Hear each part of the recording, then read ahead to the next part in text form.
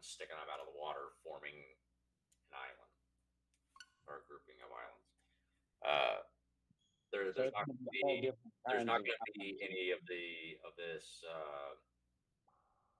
It's not going to be all straight in a line or a half moon curve.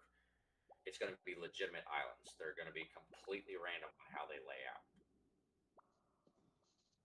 because islands are literally formed by volcanoes or chunks of a major country falling off into the ocean.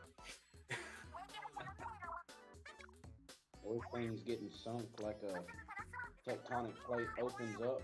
Yeah, and part of it just sinks. So, as far as the appearance of those islands, They're they're gonna be going to be completely random. There's not going to be a set form for them to be in. Because otherwise, it's going to look like I built this world with Legos. We're not doing Lego D&D. Yeah, What if you can because Lego actually just signed on with Wizards of the Coast to make a Lego D&D. oh shit. Yeah, I saw that today.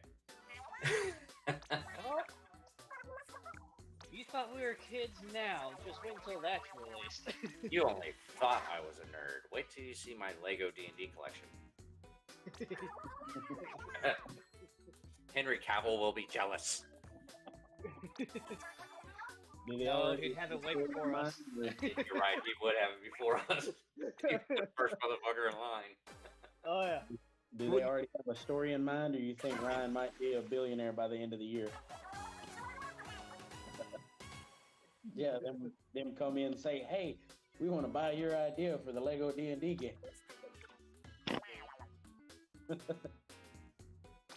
This story that we tell would be like the setting of that world or something. You'd be a billionaire by the end of the year. No, I don't. That would be a we thing because that's all of us. Yeah, that's us just messing around kind of D&D. It isn't this one. Like if we did a campaign where we're just constantly cracking jokes and whatnot, yeah, I can see that for Lego. But for something this serious, no.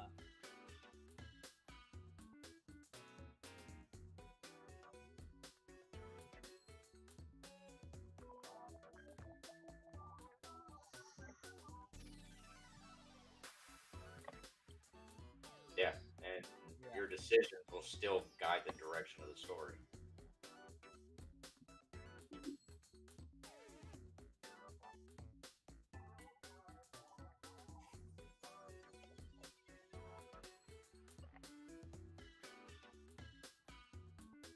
Oh yeah, playing out your own story is always better. You get to you're literally the main character in your own story. And now, There's no better feeling. And technically, like with everybody else, that they're their own main character and their own personal story.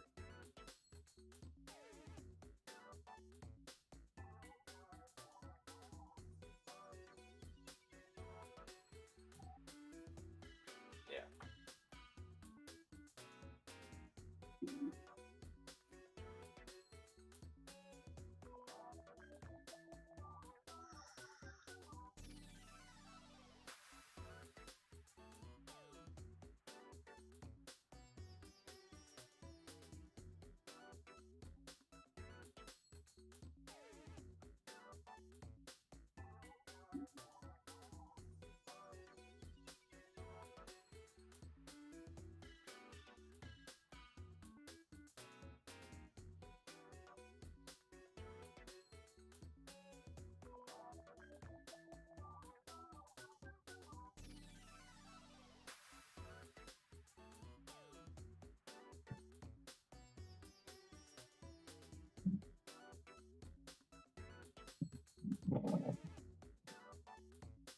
what?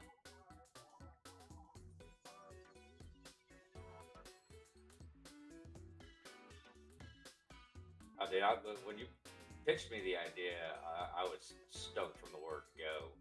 Especially when you told me that you had initially started it out to make a manga and just didn't have the time to do the artwork. I'm like, man, there's so much you can do with a manga for D&D. And you're like, can you make a D&D campaign? I'm like, yeah. So Why do I hear a couple of Playing the Hero songs about this? See, I'm not the only one, bro. What? Because it lines up, dude.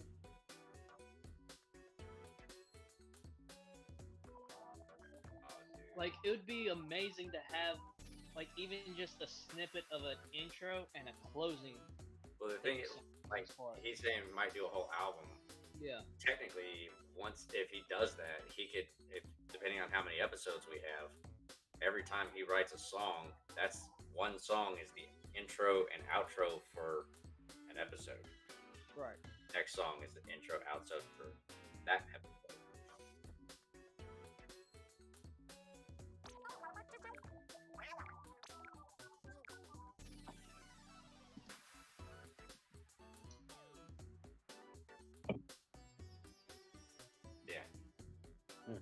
And you'll have that with this.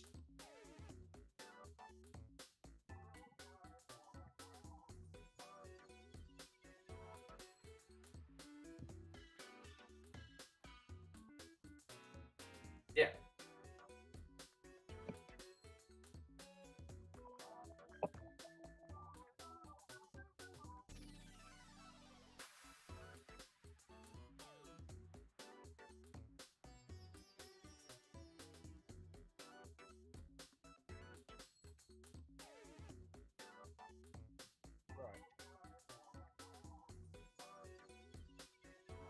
Who knows? Maybe this will be the next episode of Vox Machina.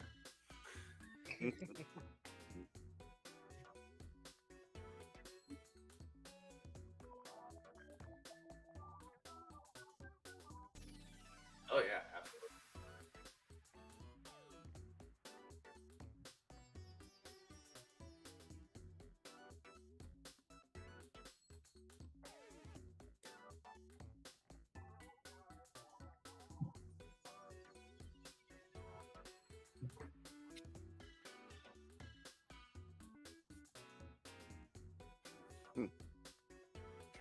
Talking about the intro outro thing, that kind of made me think of, oh God, it's the God Dice.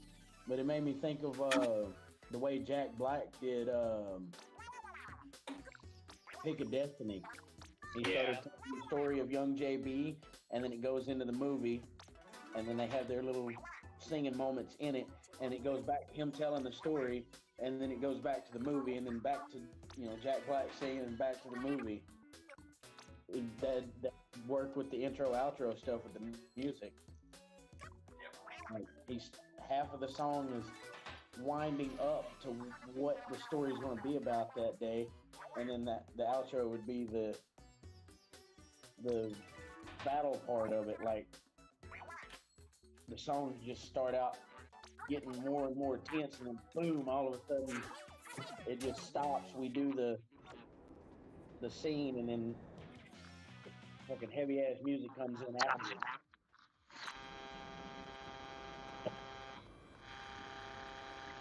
Who done it?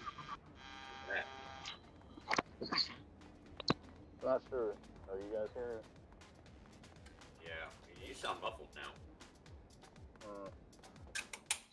I was trying my best words, and I was gonna see if I could like put you guys on headset, but I guess I'll just not do that. That's your headset that muffled it? And he's gone. Oh shit.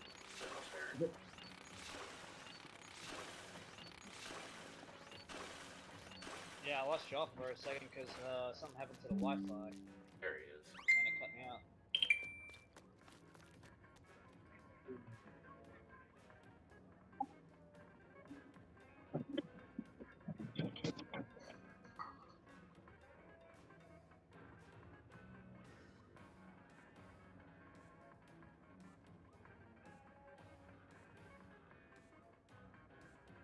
What's up, guys? Cool. Yo! Good, because I got a fugly face.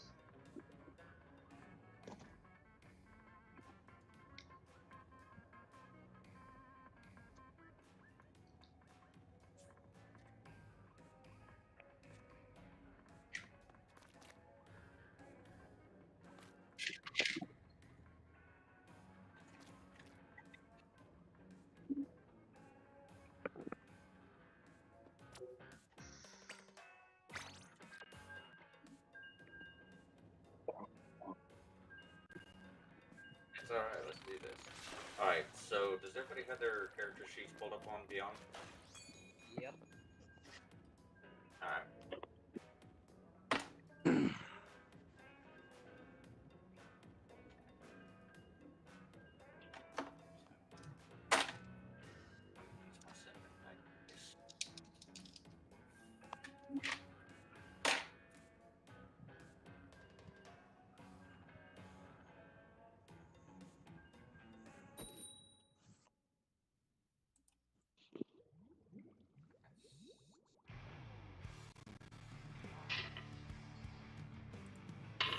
I love living next to the interstate.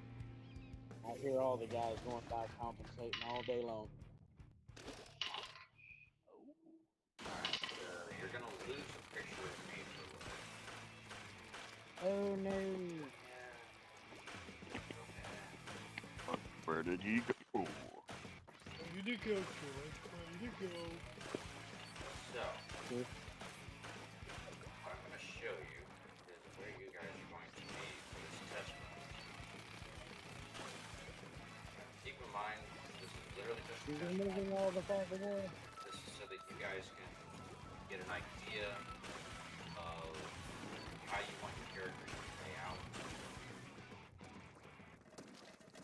I'm not sure how well you can actually see what I'm showing on the screen. Okay. So what 2x4, 3 little gray squares and 2 little offshoot squares. So what you're seeing is the inside. You're seeing the inside of a tablet. Okay. Your character is going to be sitting inside of this place. This is called the Shrimper Diamond. The What diamond? The Shrimper and Diamond. Okay.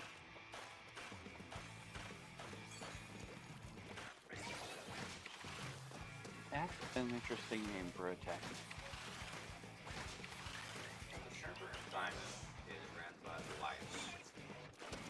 And Elias is on the team. You guys are all seated at a table together. You're looking over the menu. It's got a cedar smoked salmon with a white wine for a pairing. It's got salted lizard eyes. You know that this is a pretty common thing for horses whenever they're here. And of course, it's got the collard greens. Why? Iron helps you play. Because what? Iron helps you play. Now, this is just the first floor. If you guys take a look at the map, I know it's kind of hard to see on the screen. But the bottom left, it's got the 2 black squares on top of each other with a grayed out square to the left of it. That is the room that you guys are in. The white wall to the right of it is actually just an open area wall. You guys are actually able to see into the rest of the map. As you're looking around the rest of the map, kind of notice that it looks like a building that's been recently stone walls on the inside. You know that they just covered off with moss. So this is a fairly recent upgrade to this particular location.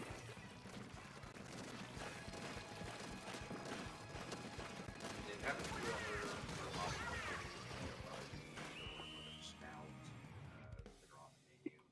And as you're looking around, you see several different patrons throughout the tavern. There's about 5 of them. You see a couple of female dwarves. One of them looks like she might be a priestess. The other one looks like she's an aristocrat. Behind them is a male halfling dressed in soldier's armor. He has a very, very serious tone on his face, so it looks like he might be there to protect one of those 2 women in particular, but you can't really tell who because he's kind of standing centered but behind him. I'm betting. Through the rest, you see a female human. She's kind of wearing rags. She's kind of going table to table, begging for money and scraps. And then you can see another female human kind of sitting at the bar top by herself. She looks like she might be a craftsman of sorts.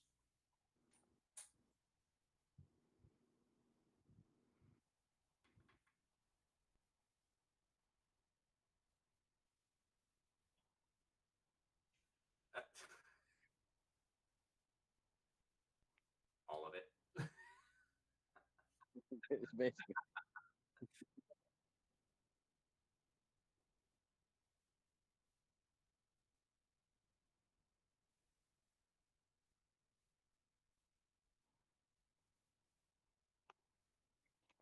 Okay.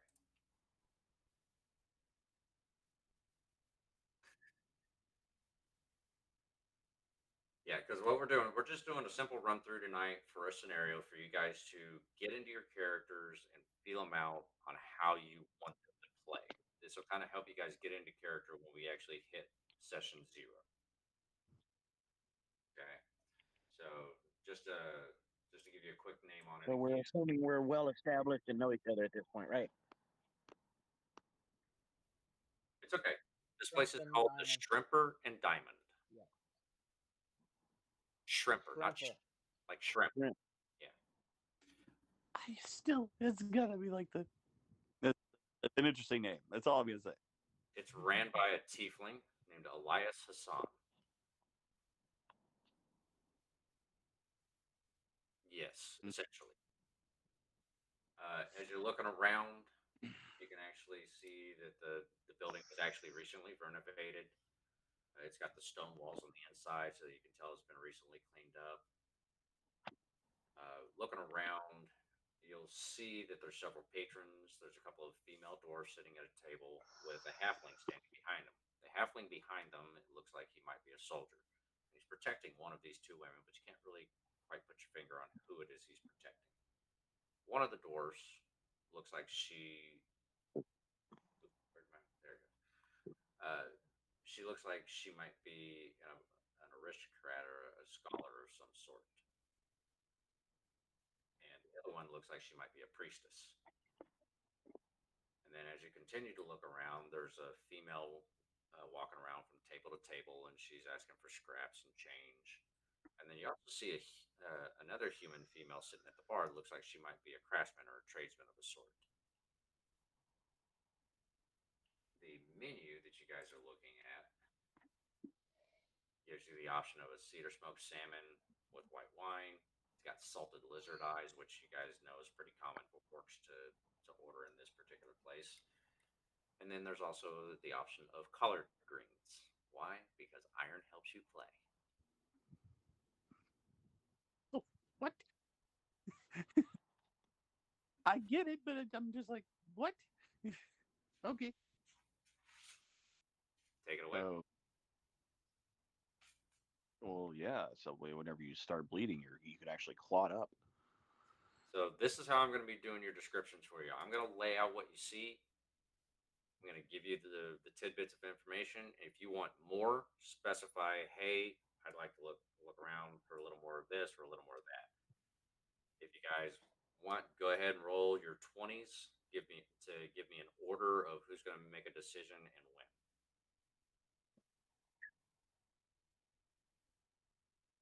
Yeah, and the reason I'm doing that is so that whenever you guys are in a situation like this where you're able to, like, if someone's wanting to look at something specific or somebody else wants to go talk to somebody, this will set it up in order so I can go person by person instead of everybody trying to talk over each other.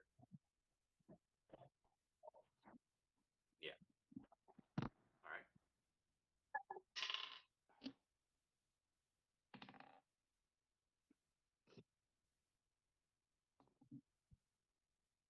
Andrew.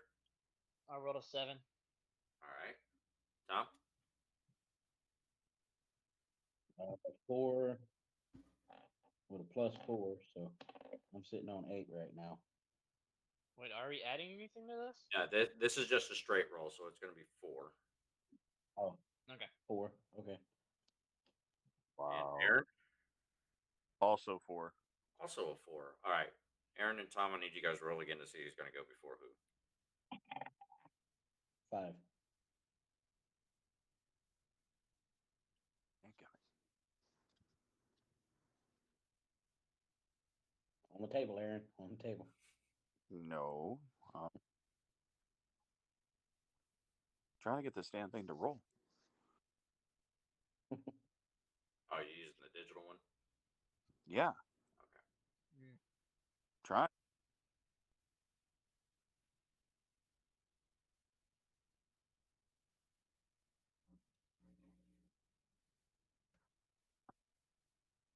I just rolled another 4. Another 4. Okay, so you're going to be 4th in the order. All right, so starting with Ryan, what would you like to do?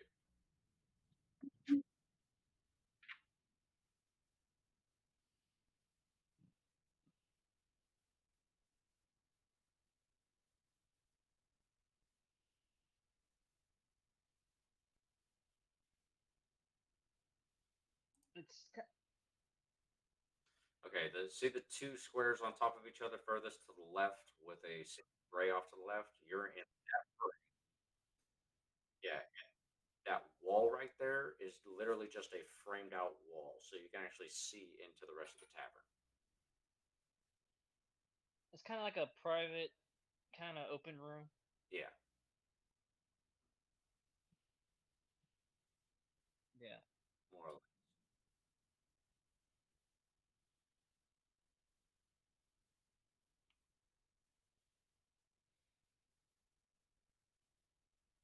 No, think of it like this. You've got 3 walls, one at the top, one at the bottom, and one behind you. And then you've got open an open door frame. Actually, that's just the length of that wall. It's wide open but framed out so you can see into the rest. Yes. Yeah. That's where you guys are at. And yeah.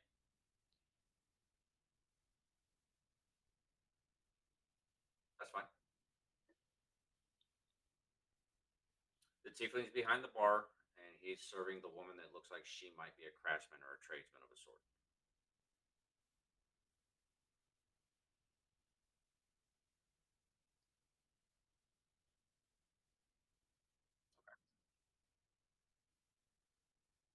I'm sitting here streaming and I didn't have my mic on.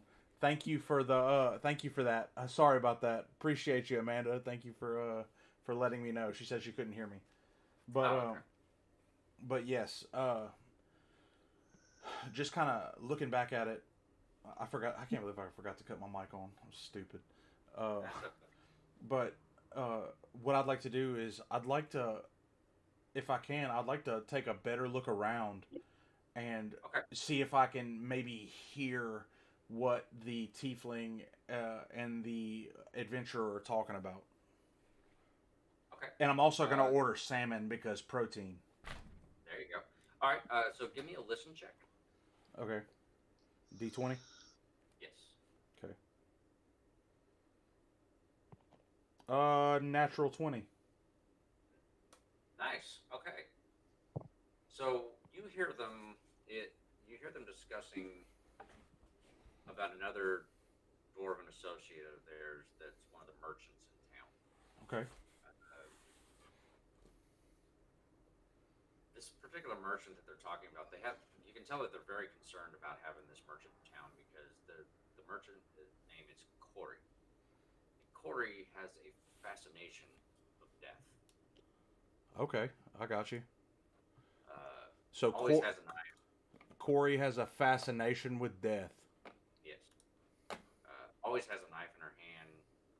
When she talks to people, she has it in her hand. She's very animated when she talks with it.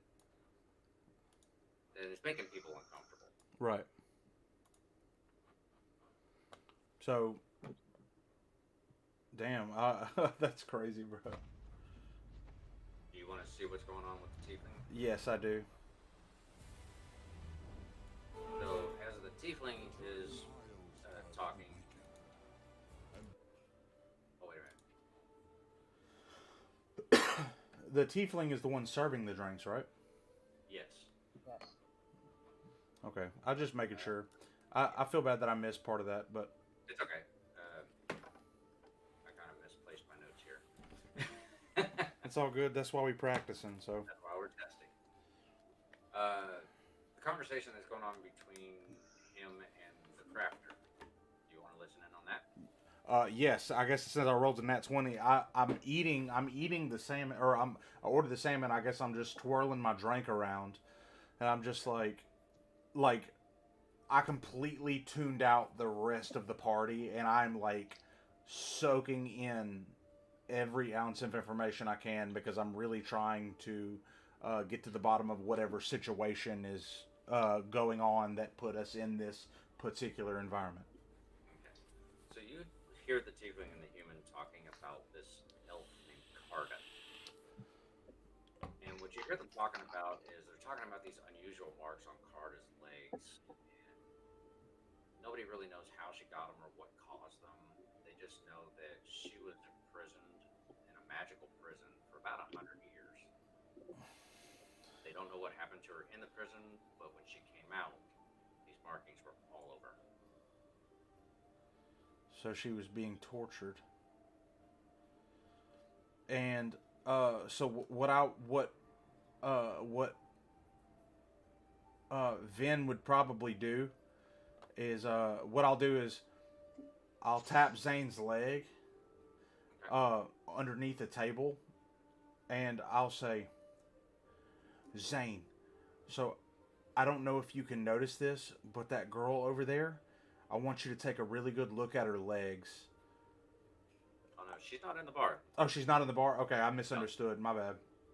They're talking about. They're talking about her. Okay, I thought she was in the bar. This is the conversation that you're hearing. Okay, I missed that. Okay, I guess you cut out or something. It's possible. Yeah, I guess you cut out. At least on my end. So they're talking about her. So never mind. Forget that.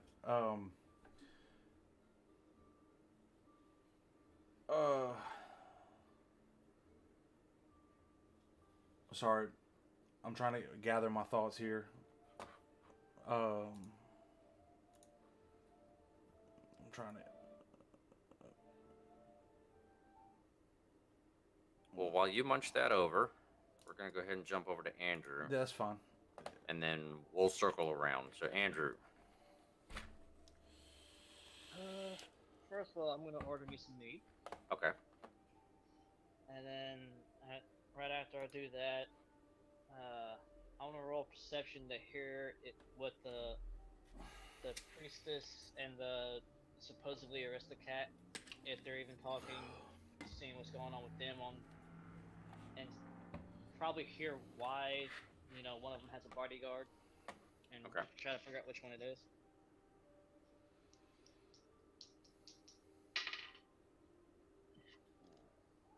Uh, 13. Okay. So you're going to hear the same conversation. You hear them talking about this merchant that's walking around talking to people, always has a knife in their hand, and when they're talking to people, they're very animated when they talk. So they're waving the knife at them when they're talking. And you kind of assume from that conversation that the reason that they have this halfling with them in armor is in case this psychotic dwarf shows up. Ooh. Okay.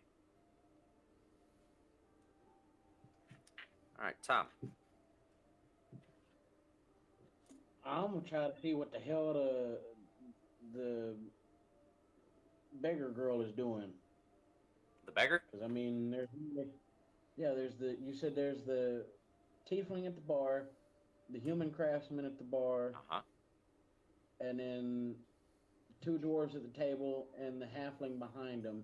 Correct. And then our party, and then this girl running around in rags. So. All right, give me a perception. If she's begging for stuff, then there's not that many people for her to beg from. Yeah. All right, give me a perception roll. 16 plus 5, 21. Oh, beautiful.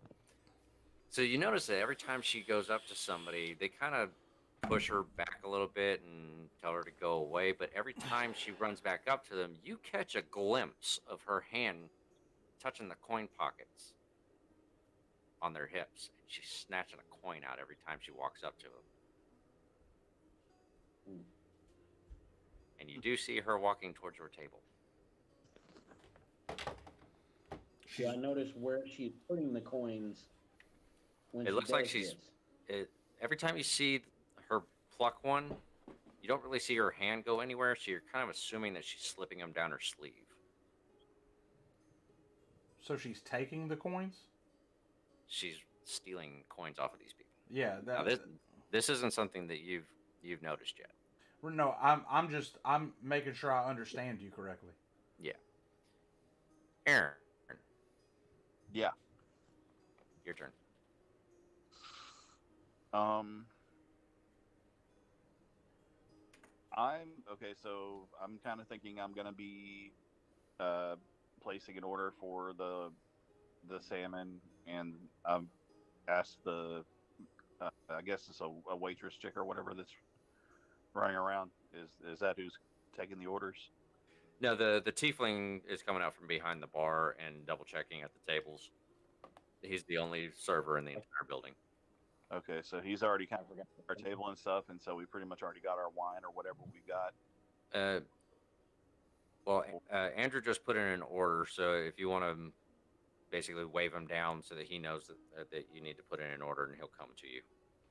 Okay, so yeah, that's what I was gonna probably do is just go ahead and put in the order for the salmon with the wine.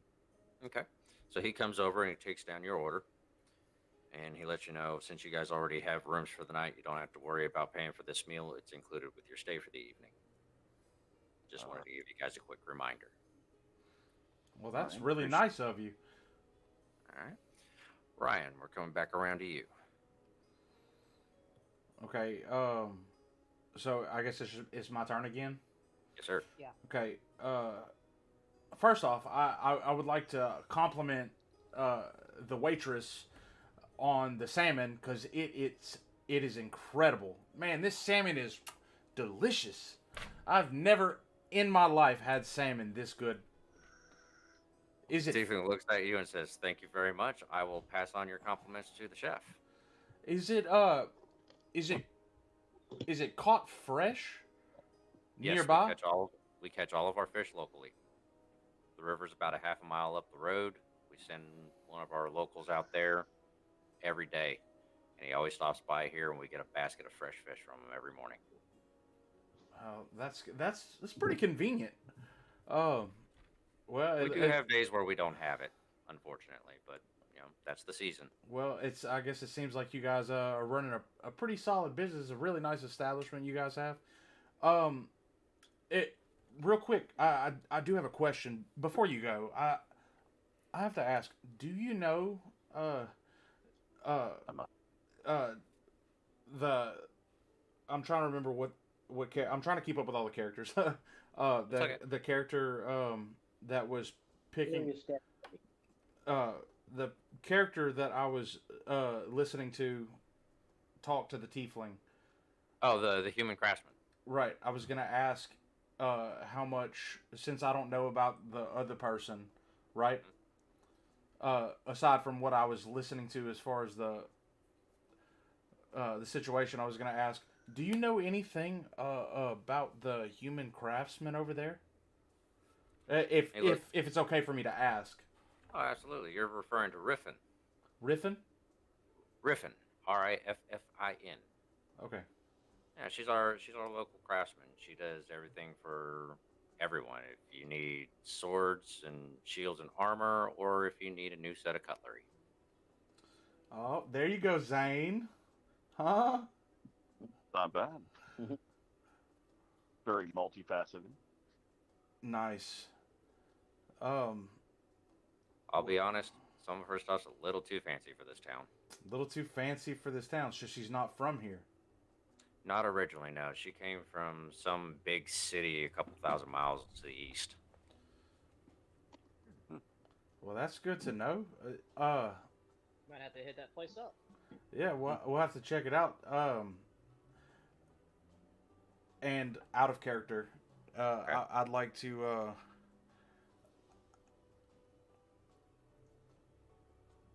I would like to get up and walk around the bar and see if I hear anything else going on. I want to see if I can hear anybody else talking about the supposed the person that was in jail for 100 years. I would like to walk around and see if I can dig anything else out, because that was the thing that piqued my attention. And I just wanted to I wanted the waitress's opinion on the craftsman girl, but aside from that, I think I found out all I really need to know for the moment. So I'm gonna see if I can figure anything else out. And I also finished my salmon. I eat it way too fast, almost to where my stomach feels a little weird. Okay, so as you're chowing it down, we're going to move on to Andrew again. Andrew, you've got your mead now. Go Just ahead. real quick, as I'm watching old boy scarf down a salmon, I'm gonna be like, "Man, oh down."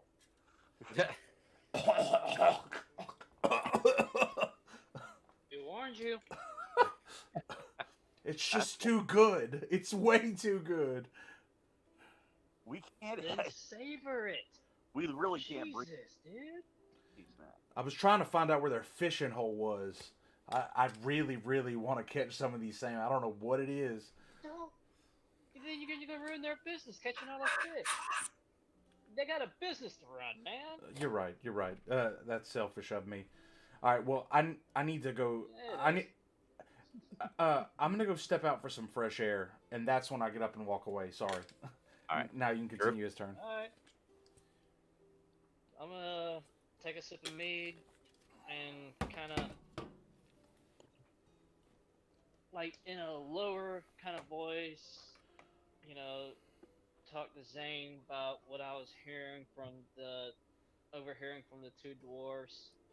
Okay, so you're going to tell Zane about the psycho dwarf with a knife? Yeah. All right. That's not here right now, right?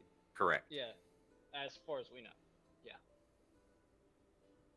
All right, so Turok's going to point that out to Zane. Zane's going to see the table that he was referring to that he was listening in on. Put on. Yeah. So, is the thief constantly swapping hands, or is she specifically grabbing the coins in one hand? She's only grabbing them in one hand from what you saw. And at this point, she's about 3 steps from being at y'all's table.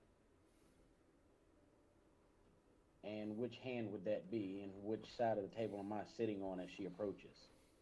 You have your back to the wall, so you're facing the opening of the room that faces the rest of the tavern. And you saw her doing that with her right hand.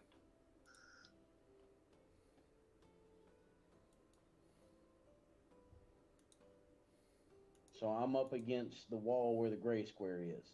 Correct. Who's on my left-hand side? The wall. If you're referring to the end of the table, that would be Val. Or Vin, sorry.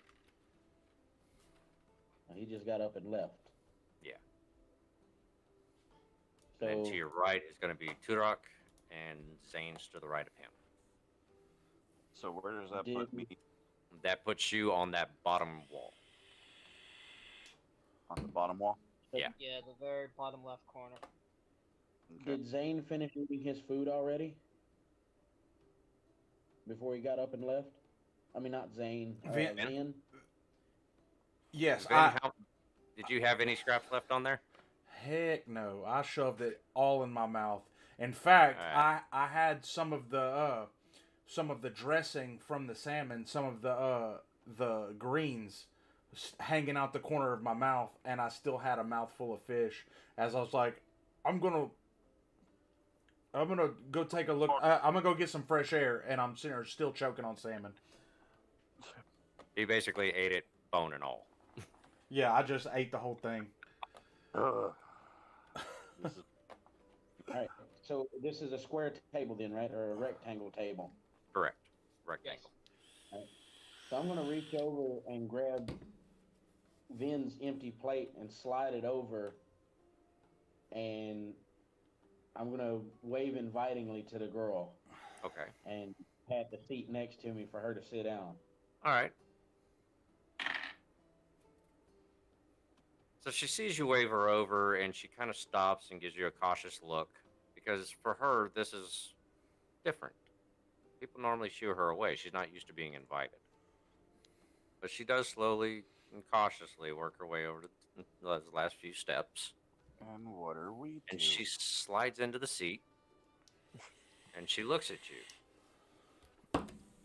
Says, "My name's Corey. Why are you inviting me to your table?"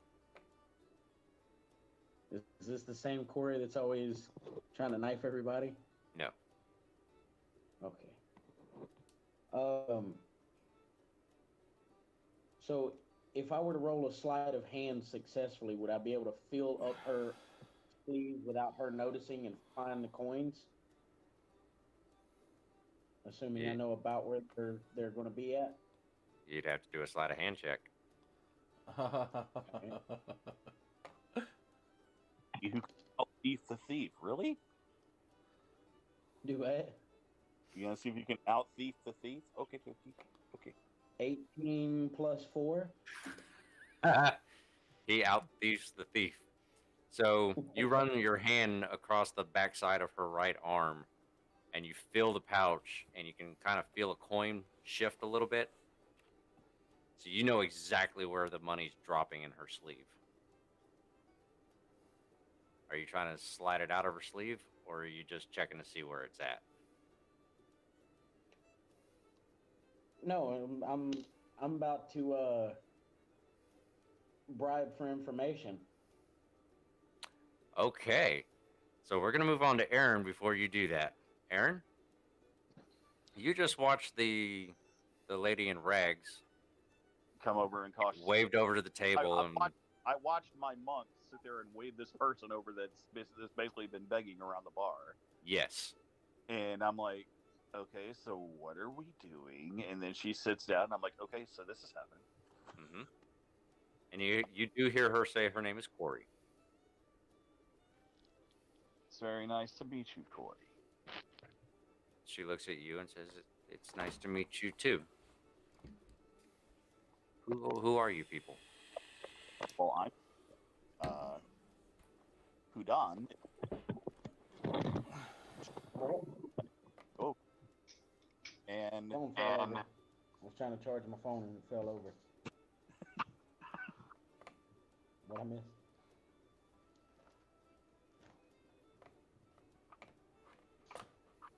Okay, what are you doing there? I said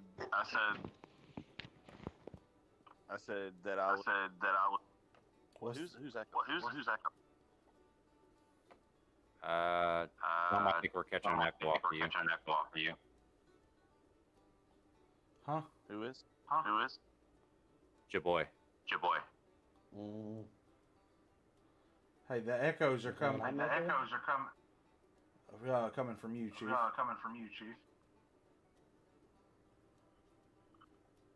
I don't know how to fix it. I haven't changed anything except turn my phone sideways. Let's try that. Nope, same thing. Heck no. I wonder if it's from plugging it in. I don't know, but I'm going to grab my headset. All right.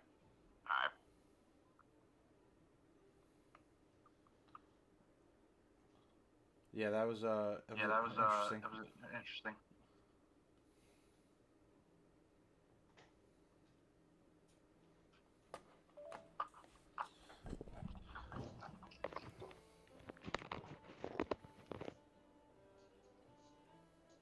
All right, how we do? I didn't hear an echo that time. Yeah, I think that fixed it. Yeah, I don't hear any Maybe. more echoes. There's just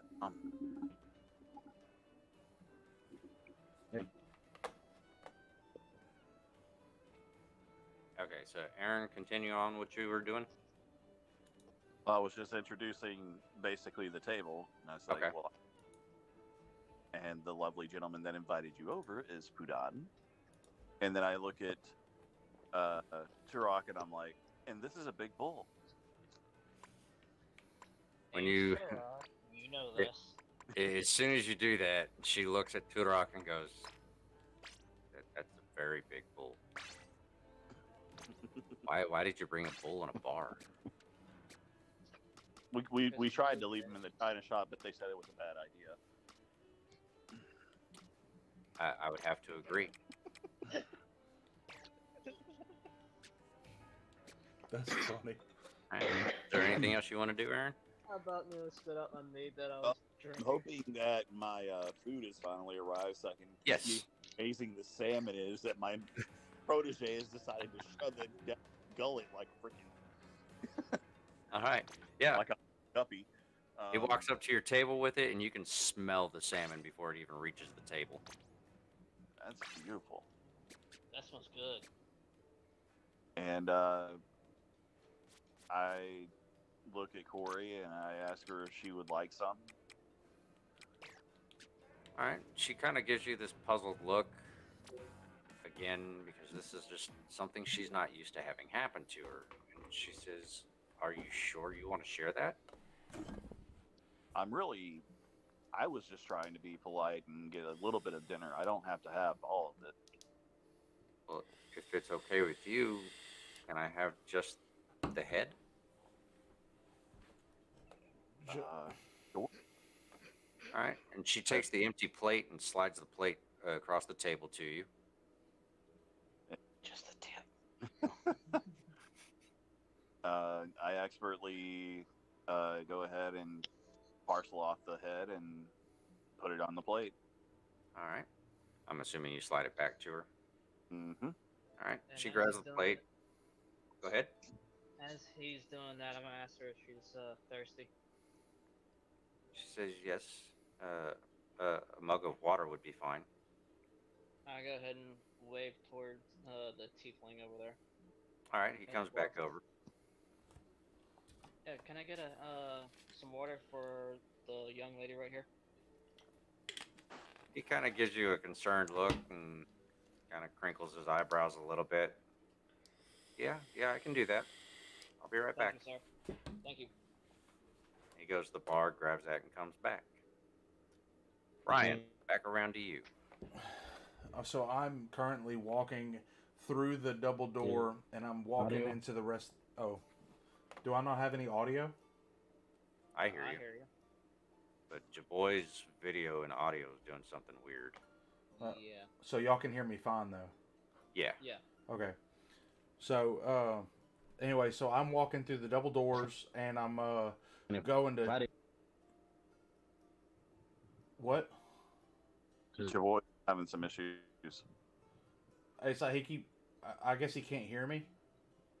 Well, whatever's going on, it's cutting him in and out, Yeah. like constantly. I wonder if he needs to leave and come back in. It's a possibility. Yeah, he's frozen. Yeah. I think a lot of that has to do with his reception out there. Got you.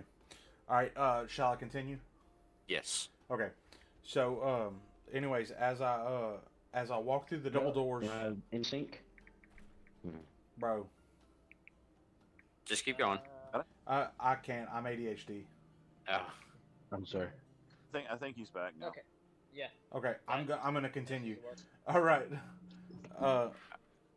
So as I walk through the double doors, I want to start making my way kind of towards the exit, like the way out. Okay. But at first I kind of want to pan my head around and see what I like. I want to know, what do I see? Do I see or hear anything interesting? If I need to roll a check, I will. Actually, on your way out, you'll notice this. You'll see a male halfling who also looks like he might be a tradesman or craftsman walking in with another priestess Okay. that's also a halfling. And they look up at you as they're walking in and give you a kind nod. I nod Step back. off to the side so that you can walk by them, and they continue on into the tavern. I nod back. Do I notice anything specific about them? So for the priestess, you notice that she's wearing very fine clothing. She's got the silver holy symbol on her. It doesn't look like she has any kind of armament on her whatsoever. So she's one of the priestesses that's probably always at the temple and rarely goes out. And would it be safe for me to assume that the guy with her looks like he is basically escorting her or protecting her? Kinda. Like I say, he kind of looks like a craftsman to you. You can tell that he definitely works with his hands. He's got some sawdust and black sod on him. So he just got off of work. Yeah, his clothes are kind of worn. He's got a long knife that he has on his hip that looked like it might have been a hunting knife. Okay. Um. Is that all I see? Yes, sir. Okay. Before I step and that's out of the entire bar, right? Correct. That's on your way. If you're looking at the map, going up the top to the top 2 squares, that's going to be that passage area that you're going through to leave the tavern. All right. So I'm on my way outside to kind of take a breath of fresh air. I just ate way too much food, but before I do, I want to turn around and say, "Hey, by the way, if y'all have if y'all have never been here before, definitely try the salmon. It is so good." So the priestess looks at you and kind of chuckles and says, "We know. My brother's actually the fisherman." Really? Tell your brother that him and I need to have a chat later because I have to know what it is that he does. She kind of chuckles a little bit more and goes, "What is your name?" Uh, my name's Ventus. It's a pleasure to meet you, Ventus Fullrose. And you are? Well, Ventus, my name is Enith. Enith. It's a pleasure. This is my husband, Sombril. Enith and Sombro. Yes. Uh, it's super nice to meet you guys. I ate way too much salmon. Um, and we're also not from here. Okay. Is there anything you could tell me about the goings on in this? Is it a town we're in? Yes, you're actually inside of the town of Fulton. It's a smaller town. Very small town. Okay. We have one chapel. We have this tavern, which has an inn on the top. Okay. She says, if you look off to the left when you exit the tavern, you'll see the smithy shop, which I'm pretty sure you've already seen the craftsman inside the pub. She usually sits at the bar by herself and talks. So she's the smith for this small town. Yes, sir. That's good to know. I did notice her. She right, well, technically they wouldn't know because they haven't walked in yet, but yes. Right. Okay. Yeah, she tells you you've probably seen her already because usually when she's done for the day, she comes here, goes to the bar, and sits by herself and talks with the tavern owner. Right on. This town seems very cozy. Is there anything? Have you heard any weird rumors about this area of late, or is there anything we should know, being that we're not from here? We're just trying to get a lay of the land. Actually, it's funny you mentioned that. There's a dwarven mine about 2 days northwest of here, and they just discovered an underground river running into the Howling Hills. It's been blocked off for who knows how long. We never even knew it was there until they stumbled across it. We lost two of the dwarf miners when they revealed it because the air pocket from opening it up just sucked them into the river. Oh no. They have been hearing some noises coming from inside, but nobody can really identify what the noises are. Huh. So that they don't think it has anything to do with the river opening up, do they? We honestly don't know. I've been praying to the goddess every day that she give me some kind of an answer, and I've heard nothing yet. You haven't had anybody try to go investigate? We've tried to, but the rapids are just too strong. Hmm. We don't know where it's flowing from or where it flows to.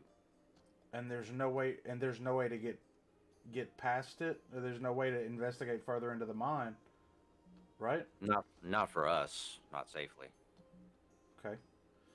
We don't have adventurers in this town. Nobody's equipped to be able to do something like that. Well, I mean, I mean, I don't want to speak for my entire group of friends in there, but I mean, we're here, and we're here for the night. I could always talk to them. We're always up for a little bit of investigating here and there. We want to do our part and help make this world a little bit better. So, if you would like, I could talk to them and see if maybe I can convince them to go investigate. That would be fantastic. And I will talk to my brother Waynon. He'll be in later on this evening, and if you guys are able to investigate this for us, maybe I can talk him into getting you guys a couple of baskets of fish. That would be wonderful. Uh, it is an absolute pleasure, Miss Enith. I hope you and your wonderful husband have a fantastic dinner, and I'm gonna step out and get some fresh air for a minute. Right. She says it's a pleasure meeting you. Please enjoy our somber little town.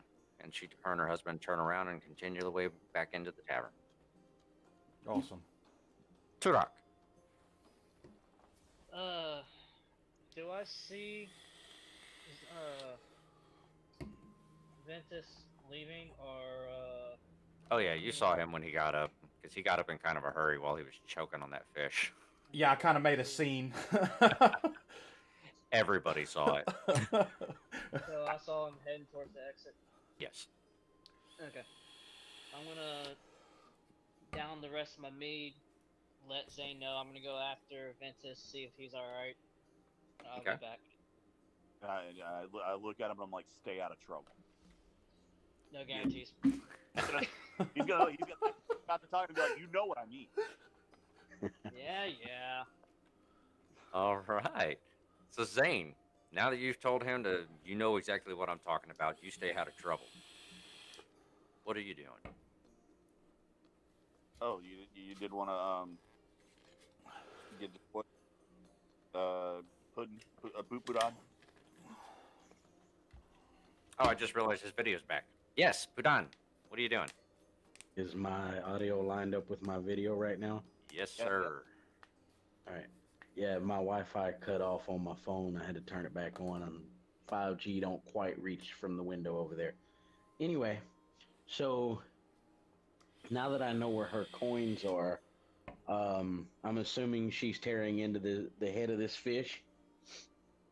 She's eating it like she's hungry, but at the same time, every time she takes a big bite, she makes sure to cover her mouth and push the rest of the meat in. Because she's kind of eating it fast and embarrassingly at the same time. Can I make a perception check to see if I can tell from her mannerisms that she's not just some bum, but that life has put her in this situation and she's not used to being like this, and like she's actually a lady or something? Absolutely. Insight check, I would Absolutely. Give me an insight check. 11 plus, I gotta bring my skills back up. 3. 14. All right, so 14. All right.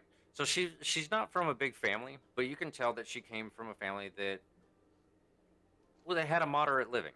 You know, she's used to having a few things, and she's not used to being without. But she clearly picked up some skills from someone since all this happened to her. All right, so I'm gonna reach over and just hard enough for her to feel it, and nobody else to notice what I'm doing. I'm gonna take a couple of fingers and thump the coins up against her arm to where she knows what I'm hitting, but nobody else realizes what I'm doing. And I'm gonna tell her that, look, I will buy you an entire salmon meal for you to eat by yourself if you can help us determine what's going on here with this. What was the thing that? Which one of them? It was the elf that With the dwarf? the one that Vic was trying to inform Zane of. Which one was it he was talking to him about? It was the elf, wasn't it? No, that was me. I overheard the what You was it? The overheard the two dwarves. I yeah, was overheard the two dwarves talking about the elf with that's supposed to have been attacking people. I don't know if it's another dwarf. Oh, The it's another merchant. dwarf. Okay. Yeah, Yeah. they overheard about another dwarven merchant that's going around with a knife in her hand, and she's very animated when she talks. Yeah. So she's Right. scaring people with this knife in her hand because of how she talks with her hands. And her name is Corey as well, right? Yes, So her and the human are both named Corey. yes. All right. So I'm after I hit the coins on the back of her arm, I'm like, so if you can tell me more about this other Corey here in town, I'll buy you another plate of fish just for yourself. If you Okay. try to make a scene, everybody will know what's right there. She kind of pauses for a moment and then continues back to eating, and she shakes her head. Yes, you're talking about the dwarf Corey. She's kind of losing her mind. Um, her husband got swept away in the mines recently. They unearthed a river that they didn't even know was there, and ever since that happened, she's she saw him go in, but she saw him come out, but she hasn't seen him since he came out of the mine. So he went in, she saw him come back out, and he vanished from there. Yes. Huh. I thought you said he was swept away. Yeah, but she saw him come back out. She says she watched him when he And slept. how long after he was supposed to have been swept away does she claim to have seen him come back out? 1 second.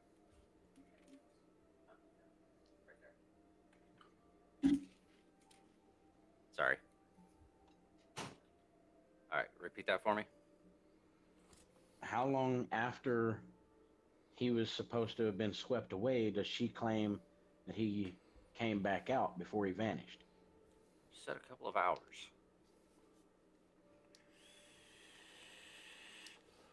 I turn to Zane and give him the Rock's little eyebrow raise. Am I hearing this bit of the conversation, or No, but you do see the look that he just gave you. Like he just got some information, and you kind of, for the sake of this practice session, you kind of know that as his, hey, I got something for you. You might want to hear this. okay? So, I kind of slide my chair around to there into the table. I guess I'll put my back to the rest of the crowd. I don't care. Okay. And that's actually going to bring us to you.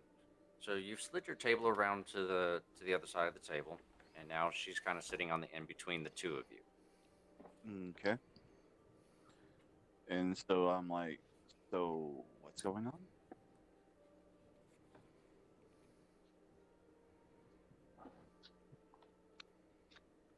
Are you talking to her or are you talking to Pudan? I'm talking to both of them, Okay. waiting on somebody to say something. Okay. Well, she Something. looks at you and then she looks back at Pudan, kind of like, should I tell him? So when she looks at you, Pudan, the look on her face is, do you want me to tell him? Please, if you wouldn't mind. All right. I She don't looks want to back. mess the story up. She looks back at Zane and she goes, the dwarf Corey that everybody's talking about with the knife. Her husband was in the mines recently, and they unearthed a river that's going through it. And she said when he went in, she saw him get swept away. But several hours later, she saw him exit the mine, and then he just vanished. Nobody's seen him since. I see. Is there anyone around here that might know more about that situation?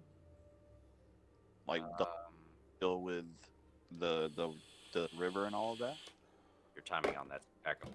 As you ask that, she looks a little bit past you back into the tavern, and she goes, Miss Enith and Mr. Sumbro, they might know something. And she points right at two halflings that are walking in. So the priest and the craftsman that You old don't boy ran into outside. you don't know that he's ran into them. Well, Well, but yeah, out just, of character, it's the same people, right? Yes. Yes. Okay. okay. So Miss Edith. So I tell her thank you, and then I like with my little bit of prestidigitation that I have, I actually like take out a gold coin, Okay. and I place it on the table, and I slide it to her, just on the sly.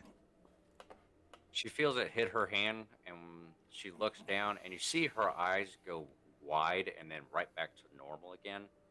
She just kind of looks at you, gives you a soft nod, and scoops it with her finger into her palm. And then you see her reach back into her fish and start eating again. There you go. And So then she sleight of handed it back up her sleeve, and we didn't see it go in again. right, nobody actually probably saw this whole thing happen.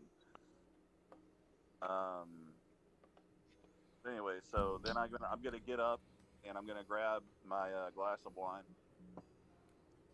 and I'm going to make my way over to where the priestess Edith and her husband are seated. Okay. So Enith and Sumbril both see you walk up to them, and Miss Enith looks at you and goes, "Are you with that nice young man that just left the bar?" And I actually just take a moment to politely bow and say yes, and pardon me for intruding upon your evening. She looks at you and she says, "There's no need to bow. I'm not that kind of a priestess. I do appreciate the gesture, though." Well, And you are far from intruding. How can I help you? well, I've been hearing through happenstance of a situation that has been developing in your area, and I'm a little curious to know a few more details if you might have them. Okay, what particular situation are you talking about? There's been a recent incident that happened in some mines near here, I hear. Yes, we were actually just talking to your young friend that went outside. We have some mines northwest of here that they unearthed a river in the mine by accident, and we lost several of the miners.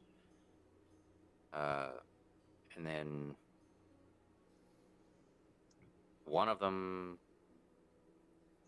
I don't know if anybody's told you this part. I didn't get a chance to tell it to your friend, but one of them was seen leaving the mine, but we haven't seen him since. Didn't anybody see which direction he traveled in? No, he literally walked out of the mine and vanished.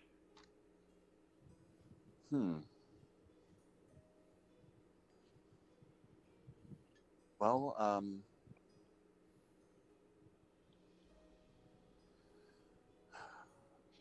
I'll discuss this with my compatriots and see if they might be willing to look into this.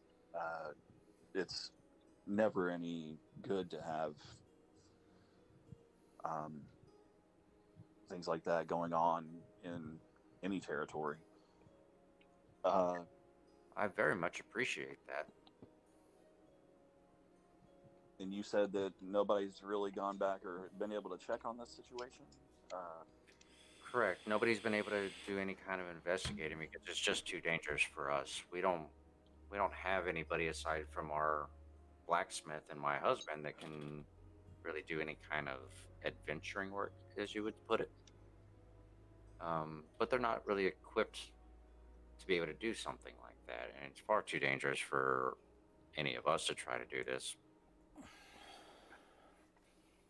I see. Well, as a member of the Knights of Erendite, I would like to formally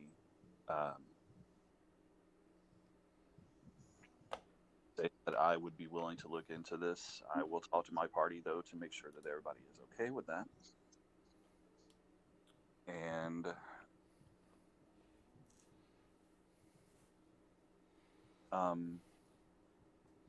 we'll see if we can figure out what's going on with your miners. Thank you so much, and I hope the goddess's shards give you many, many blessings if you actually figure out what is going on. Oh, I'm sure they will. All right, Ryan, we're gonna come back around to you real quick. So I step outside of the what's the name of the bar again? The Shrimp and diamond. Shrimp or Diamond? Okay. I step outside of the Shrimp or Diamond and I take a look around. What do I see? All right, so like she told you, off to your left, you see the blacksmith's hut. You actually see some of the armor and weapons that she's made, and you realize what the tiefling was talking about by it's a little too fancy for this area because it looks like something that would come from your home. Like I'm just like super impressed with the quality. Uh, Yes. that kind of in internal dialogue. Mm-hmm. That kind of, why does that remind me of Zane's handiwork? It's almost better than Zane's handiwork. It's kind of crazy. She goes. That's unexpected for this little town. I don't really know what's going on. And then across from you, you see the temple that she was telling you about, where she actually does her work. Is it a big temple or is it kind of small, like a little hometown church? Think of like a small white chapel in Tennessee. Okay, and it's nighttime, right? Yes. Is it well lit or is it kind of dark? It's very well lit. The masonry done on this is very, very clean. It looks like it was all done from marble. So it's just it's a nice village that is just small. Yes. Okay. You can tell that they put a lot into their temple because it being such a small area, the goddess is everything to them. So they make sure that their temple is pristine. So do they have like cobblestone streets and stuff too, or is it just like? I'm just painting a picture in my brain. So. Yeah, no, they don't have the cobblestone, but you can tell that the streets are well walked. Like the dirt is definitely packed down pretty tight. So they have a lot of people that come in and out of this town. They do get a lot of traffic through it periodically, and when the traffic comes through, you can tell it's pretty heavy traffic, and that there are time periods where there's not a lot of people. Feels like it might be more seasonal when they have large crowds come through. People must really love the salmon here. That is what's. Of course, that's what's going through. People must love the salmon here, bro. I have to be in character. I have to. Okay. That was priceless. Like that's just a fleeting thought. Like it's something that I kind of mutter it out because I'm by myself. I say, man, people must really love the salmon here. Yeah. But then another thought crosses my mind, like what else is going on? Okay, so I see the smithy, I see the temple. What else do I see? You can see the path off to the right that leads towards the northwest, where she told you the mine is at. You do see a couple of small cottages where some of the townsfolk actually live. When you turn around and look behind you at the tavern, you can see the second floor of it. It looks like there might be 3 or 4 bedrooms upstairs. You know that 2 of those rooms are your guys's, because you guys are rented out 2 rooms for the night. All right, so You also see a stable off to the side of it for like horses or small vehicles, I guess. Yeah, so the stable itself is set up with 3 stalls, and there's a couple of horses in 2 of the stalls. And then right next to that is, just imagine kind of a solid wooden carport. And it's got a motorcycle that looks like it hasn't ran in years parked in it. And right next to it looks like an old truck that they modified to fit smaller people. Dude, okay, that so because I have a +3 in perception and a +3 in investigation, my brain is going to assume that that truck belongs to the priestess and her husband. Okay, do you want to take a closer look at that truck? Uh, yes, because it's something I haven't seen or haven't seen in a while, I guess. Okay. So Salmon basket in the bed. you're gonna walk up to the truck, and I want you to give me a perception check. Okay, perception check.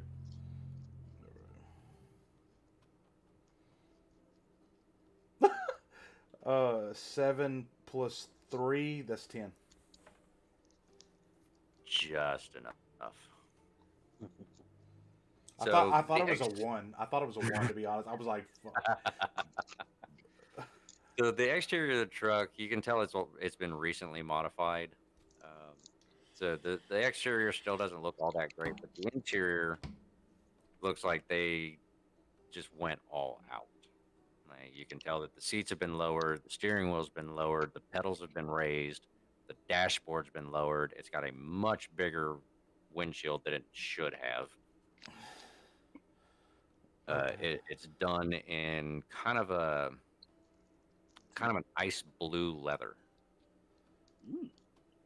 Okay, ice blue leather. Yeah, the dashboard and everything on it that would be your normal grip and hold all your panels and everything is kind of a silverish color. Okay, so it's just like really, really nice. I mean, it's a little bit older, but it's like really well taken care of. Yes. I do have a question. Okay. And this is a D&D question. Okay. So my senses that I have, Mhm. it's I have passive wisdom, passive intelligence, and I'm sorry, I was perception, investigation, and insight. What does it mean by that? Is that just Okay, that so means for passive, what that means is you've got a set number. So, like, for example, what is your passive perception? What's the number next to it? 13? Okay, so if you didn't want to roll for perception, you could say, I'm going to use my passive perception, and that's an automatic 13. So, but we're still rolling though, right? That's what we're doing for this campaign, right? You can choose to use your passive, though. Okay, That is an option for you. Okay, I wasn't sure. So if I roll under a 13, could I choose that, or I have to pick either roll or that? I would allow you guys to go, you know what? Can I go ahead and use my passive? So my character should automatically perceive it, if it's less than a 13. Depending on the situation, because there are going to be some where your perception is going to need to be a higher score. Right, like it's dark or whatever, but that's what I mean. Like, he's saying for the DC, if the DC's below his passive and he wants to notice something, he just automatically notices it, right? Yeah. No, if he says he wants to use his passive and it's 13 if the check ceiling is below 13. Yes, I would notice. Okay, that was just a question I had because I'm using this pretty heavily. No, that's fantastic. That's something I want you guys to actually get used to using.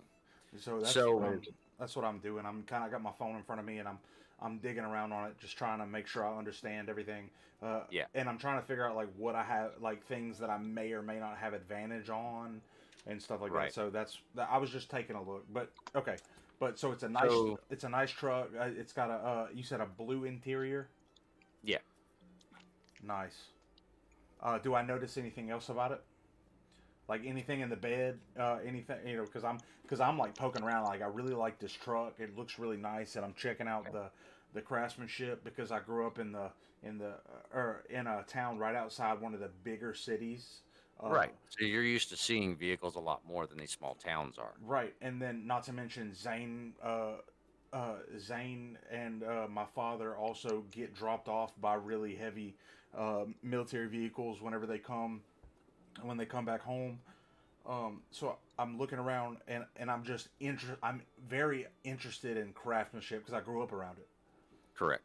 So one of the other things that you notice as far as the bed of the truck goes is you notice that they actually took the original metal bed out of it, and in order to drop the truck, you notice that the tires were actually pushed in further, so they adjusted the axle so that the tires actually sit inside the bed because they had to lower it.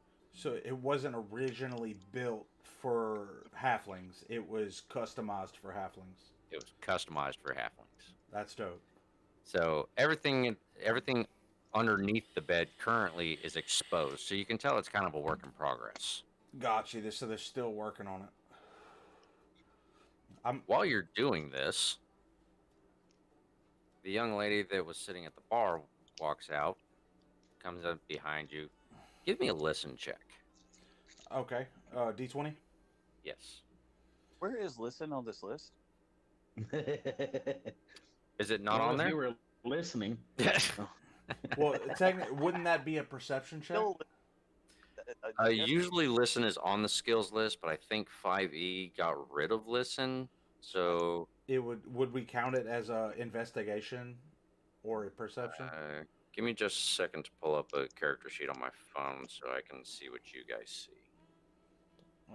Well, if it's I'm him thinking- noticing something, that would be perception. If he was, Oh, hold on. trying to hear something, it would be investigation. Hold on. This is what I'm saying. Listen was a skill previously. Mhm. So it was actually on the skills list. And apparently 5e condensed it down. has removed it. Okay. So a listen check is going to end up falling under perception. The only way it would fall under investigate is if I you was said- actively listening. is if you are actively listening for a sound, and then you'd use investigate. But for Right. someone coming up behind you, it's going to be a perception. Right. Okay. And I'll leave that to you to decide what I need to roll. But I just wanted to double check. So I rolled a 13. I'm glad you brought that up because that's something I needed to see on this app. Okay. Well, dope. That's what this stream is for. So. Exactly. Amanda says not in 5e. So that's actually dope. So thank you. Thank you. I'm glad someone was able to confirm that for us. It's actually not in this. Thank you so much for that, Amanda. I don't know if you can hear me, but thank you. Oh shit! Yeah, she can hear you. I rolled a 13 plus I have plus 3 perception, so 16. 16. Okay. So you do hear some footsteps coming up behind you. Okay. They're not coming up hard and fast, but it sounds like someone's just kind of casually walking up behind you. So are they in front of me? Because I was making my way towards him. Give me one second. Actually, no, never mind. Because I was walking out towards the tavern, out of the tavern. You actually saw her exiting, Okay. so that'll be something that you do see. So Okay, which one was it? it was the human craftsman that was. sitting Okay, at the one bar. at the bar. Got it. Okay. All right. So you hear someone coming up behind you. Ben. Okay. I'll kind of side eye for a sec to kind of catch whatever it is I hear in my vision. Okay. What does this person look like? Could you describe her for me? So as you do the side eye look, you kind of see this woman kind of lean over to the side, and so that you can actually see her.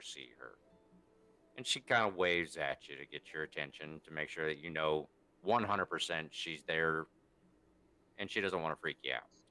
Oh. And you recognize her as the woman that was sitting at the bar.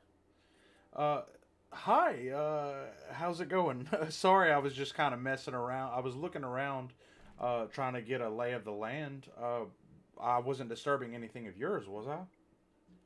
No, not at all. That's actually Miss Enith's car. I'm trying to get it to where her and her husband can use it a little bit more casually instead of having to have all the extras just so they can get in it. Well, I do appreciate someone looking over my handiwork, though. yeah, well, I did notice. It looks like the work is really well done. The truck has been really well taken care of. I noticed all of the work on the axles and everything you're doing. I think it's really awesome that you're making it a vehicle more accessible for halflings. I think that is super respectable. Not to mention the quality of your work that I saw over in your shop. It wasn't outside. It was inside in the window. The what? The craftsmanship stuff that I was looking at earlier. Oh no, what you were looking at earlier is what she had actually hanging outside. Okay, so it It's wasn't. stuff that she had. You could tell it's stuff that she had recently finished and Okay, just so hadn't had a chance to move it in yet. well, I pointed out to her and I kind of motion over in that direction and I say, I think your craftsmanship is phenomenal, not just on the vehicle, though. I think it's really awesome what you're doing for Miss Enith and her husband, and I think it's really cool for you to be able to really take care of them. But they're very nice people, by the way. Uh, Oh, but they're the sweetest. well, a very good friend of mine is also a craftsman of sorts, I guess you could say, and he makes very similar quality work. So I'm just really impressed, especially with such a small town. I didn't expect such good, impressive quality in such a small town. It's just something that's unfamiliar to me because I'm from a small town, and it's, and we're very, it's very rare for a town that's a quarter of the size of ours to have remotely the quality that I see here. So very impressive. I really appreciate the praise. I'm actually from a bigger city. I happened to be coming through this place a few years back, and I got attacked by bandits. And Miss Enith's husband is actually the one that found me, brought me in, and they got me better. And I saw the town when it was in need of shape, so I've been doing a little bit of everything. I fixed up their temple for them. I helped redo the tavern. They gave me the building that I'm running my smithy out of, and I just kind of made this home. Wow, that would explain why everything is so much more advanced than I would expect for such a small town. I noticed the temple as well. Very impressive work. That was you? A little bit of me, a whole lot of the dwarves. So, they have a lot of dwarves that live here? They don't necessarily live in town. There's the miners up to the northwest. They got a small village right outside the mine, and they usually come into town to bring me supplies for my smithy. And I offered them some work with the temple, and they jumped at the opportunity to do something other than dig. Well, I can't really say I blame them there. But no, it's just very impressive work you have here. Um, so I was talking to Miss Enith, um, and sorry, I noticed you. I noticed you earlier while I was eating. By the way, have you had the salmon? It is phenomenal. Yeah, I've had the salmon quite a few times. I've gotten to a point where I've kind of had to back off of it. It's starting to mess with my belly a little bit. Okay, I just want. The last plate I had, I ate it so fast I choked on the bone. Well, it's funny you say that. That's part of the reason why I'm out here. But Oh, you had to step out for air too, didn't you? you bet. You're 100% correct there. But we're not gonna dwell on that. It's okay. Just remember later on, get yourself a glass of mead. That'll actually help clear it out of your throat a little bit. That's good to know. Well, I guess I know where I'm headed before I hit the room. But I do have a question. Miss Enith had mentioned something very peculiar to me. She mentioned something about the mines. Yeah, I guess a hidden, like there was like a pocket river that just opened up and flooded the mines. Like, and she said that nobody's really been to investigate. Why is that? Yeah, it didn't really flood the mine. When the wall came loose, it just kind of sucked some of the dwarves in. And one of them, somebody said they saw come out a few hours later, but literally just vanished right as he exited the mine.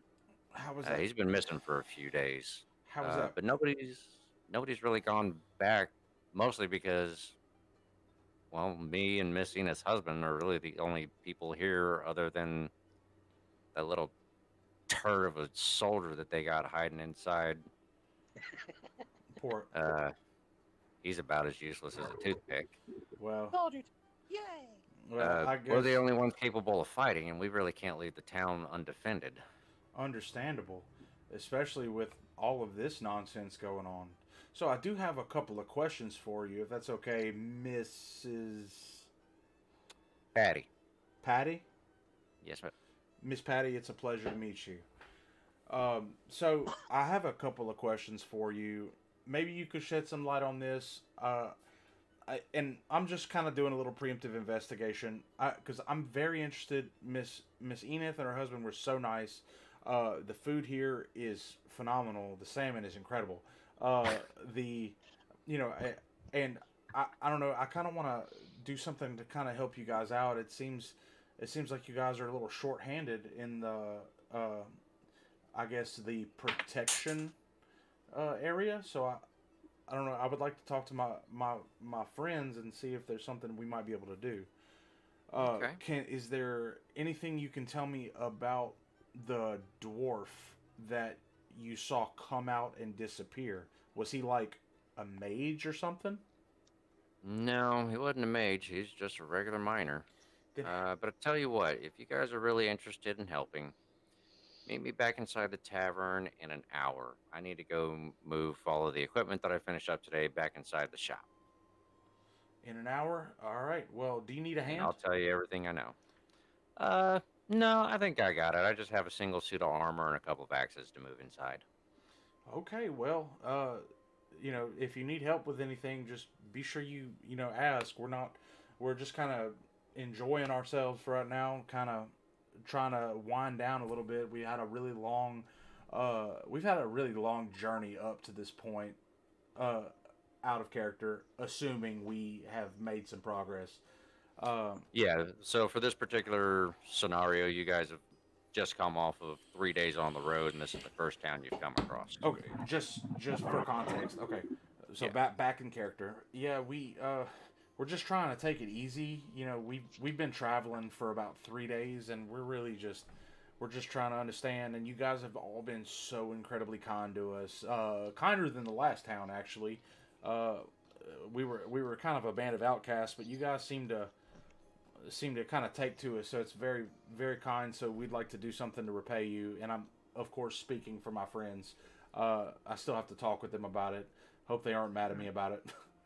Well, if they're as polite as you are, I don't foresee an issue being there. Well, But yes, definitely meet me in the tavern in an hour. Let me go take care of this, and I'll meet you inside.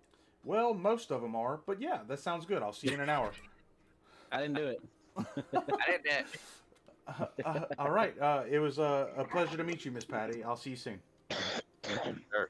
And I turn around. and Oh, go ahead. I'm sorry. oh, you turn around too. Okay, so Oh. you guys kind of turn around at the same time, and she walks off towards her smith shop. And I'm like, man, she's pretty cute. Hey, roll a 20. All right. Hey, All right. sweet. What am I rolling? Just roll me a straight 20. 18. Trying to see if there's a butterfly tattoo. No. You unconsciously say it out loud. You're kind of cute. Oh God. Oh god. And she kind of missteps a little bit and keeps on going. But you can see her kind of lift her shoulders like she's giggling a little. That's funny. Oh. All right. But then I turn around and start heading back to the tavern. All righty. So we're going to bring it back around to Andrew. You are walking out, and as you exit the door, you actually see Vin heading back towards the bar, and you see the craftsman woman walking off towards her smithy. Hey, Vin, you alright, dude? Yeah, man, you could say that. I was just kind of taking a look around, getting some fresh air. That salmon really did me in, dude. Yeah, you're kind of choking on your way out. Yeah, it Come to was. see if you're alright. Yeah, I'm good, man. Dude, have you? I really want you to do me a favor and take a look around. Look at the impeccable craftsmanship of this little town. It's almost uncanny. All right, Drew, just for sake of content, give me a perception roll. I was already grabbing the D20. oh, that ain't good. Oh, 10. Okay, so he's looking around, and He looks at everything that you've pointed at, and he looks at you with a kind of a confused look on his face, and kind of shrugs like, "Eh." Yeah, I guess you wouldn't get it. It's all good. It's one of those things. But just trust me when I say it is high quality, my dude. Man, and I actually had a chance to talk with the Smithy. Right. I saw her walking away. Yeah, she's not from here. Really? No, she was attacked by bandits, and this nice little halfling lady had actually, and her husband actually helped save her and then bring her back to good health. They're really nice. They should be in the tavern right now. Oh, okay. That's the. I would assume that would be the priestess, and I guess it looks like another tradesman, maybe. Oh, so you've met? No, I just happened to see them. They're the new faces that walked in as I was walking out. They're very, very nice. You should, when you take a chance, you should try speaking with them. Sure. You know, I don't think they'll be taken aback by your appearance. I think they're pretty down. They're pretty down to earth. So I think I think you'll be able to have a really good opportunity for a good conversation. Yeah, definitely. Probably will do that. Seeing as you're like the shortest Minotaur ever to Minotaur. I'm 7'3". No, he went with the tall one. Yeah. You talked him into it. I am the shortest member in the party, and that blows my mind. How tall is Van? What I say, 5'11"? Nope, I'm shortest. Really? Zane's smaller. 5'9". Wait, Oh wow! Wait, let me check because I said it was either 5'9" or 5'11". Let me check. What that's under features and traits? I believe so. And it should be under your description, actually. Description. Let me check. Description. Yeah, it's under description and characteristics. I'm 5'11". I'm actually taller than Zane. Wow, your protege is taller than you. Dun, dun, dun. That So- makes the drawing that you've been working on so much more epic. Oh, dude. Now that I know that he's actually shorter than you. Because Not like a small package, wouldn't okay? Zane be the oldest of us all too? He is 36, so How- maybe. well, No, Well, I'm no, 39. Oh no, yeah, I'm No. 32. I forgot we took my age. No, I thought you were my age. Or did y'all change that? No, Zane's older. No, I was talking about Drew. Was Turok my age, or was he older than me? I believe we have him a little bit older. Did we put an age on Turok? Yeah, 32. We took my 30. age. That's right. We went We with took the my actual actual age. age. 32. Okay, so But they do have a slightly longer lifespan than humans, so mentally he's your age. Okay, so but basically, I'll say something. Just this is out of character, but just to understand, I'll say whenever Zane mentions something about my age, I'm gonna mention something about his height. Just as a quick punch, like, bro, you can't knock me down, bro. I got you. All right. So what I'm going to do is this is where we're going to go ahead and pull this. This is kind of what I wanted to do with you guys tonight, to give you a chance to kind of feel out your characters, get a little bit of hands-on experience of how the stream's going to go. Now, you're not going to have to worry about seeing just this the entire time. I'm going to switch back and forth between sharing what you guys are looking at or what you're inside of and back to myself so that you can still see me. And like what you did earlier when you weren't 100% sure about something, absolutely make sure to mention, hey, out of character, I got a quick question. Ask the questions. If you're not for sure about something, definitely ask. Live stream or not, that's something that we got to clarify regardless of situation. And there's going to be people that are going to end up on the stream that are probably going to have similar questions because we already know we might have a few newbies watching. Well, they do that, and I fully believe that, and they do that in the D20 stuff too, and the critical role. Like they do it for everybody. Right. Yeah, absolutely. So I think that's really good because that's part of the reason why I have so much understanding about it now is because I watched it. And then like the throwback stuff, like what Andrew and Aaron did with the fish. That's the kind of natural comedy remedies that I was talking about. It wasn't forced; it just happened. Dear God, that man, damn it. I don't was know. about to make a comment when he was starting to stutter, when Ryan was starting to stutter on his words. Wait, still choking on that salmon? Oh, yeah, that's funny, dude. I don't know, like I didn't expect that to be a joke, but it just became funny, so I kept doing it. Yeah, that's the beauty of it. You know, it happened to be something that's going to get those chuckles in at the right time, and especially in situations like where we've had to stop and we've kind of had to figure something out. Having that quick reference like that to just kind of soften everything back into the flow again is perfect. Right. Aaron, I think you started to point something out. Just if you're using the digital roll in the app, Uh-huh.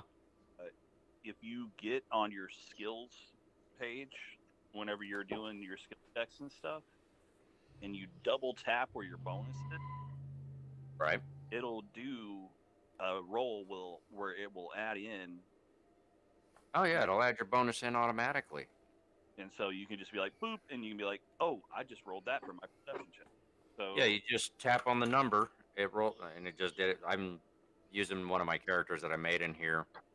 He rolled a 14, and it added his plus 11 to athletics in automatically. Right. So you click. I only had to touch it once. I didn't even have to double tap. Yeah, I'm not sure. Maybe on the phone. That is I don't know how very much longer it's going to be. No. not much longer. We're going to be wrapping up here shortly.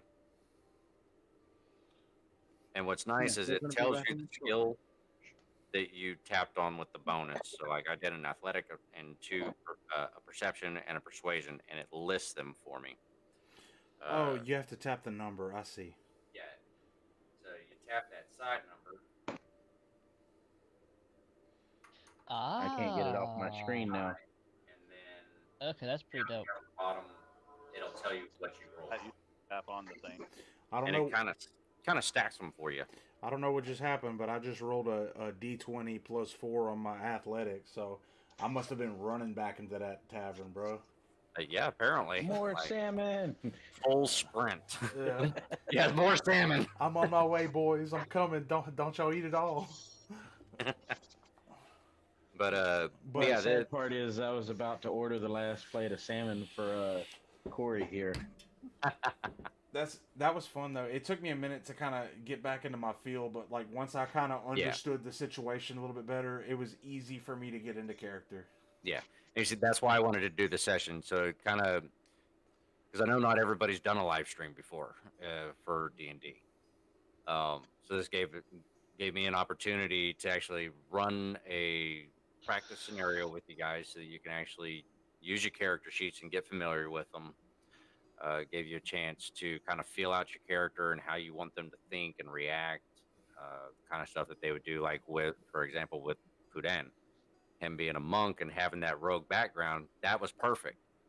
Calling out if you saw her doing anything, and then checking to see if she had a coin pouch or something hidden in her sleeve. That's exactly how I would have seen him reacting, because he's got that background.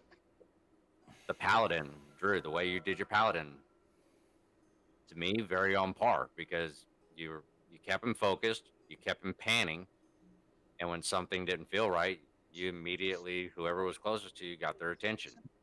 Right. But you still went back into, because you and Vin are such close friends, when he had that moment, he played it.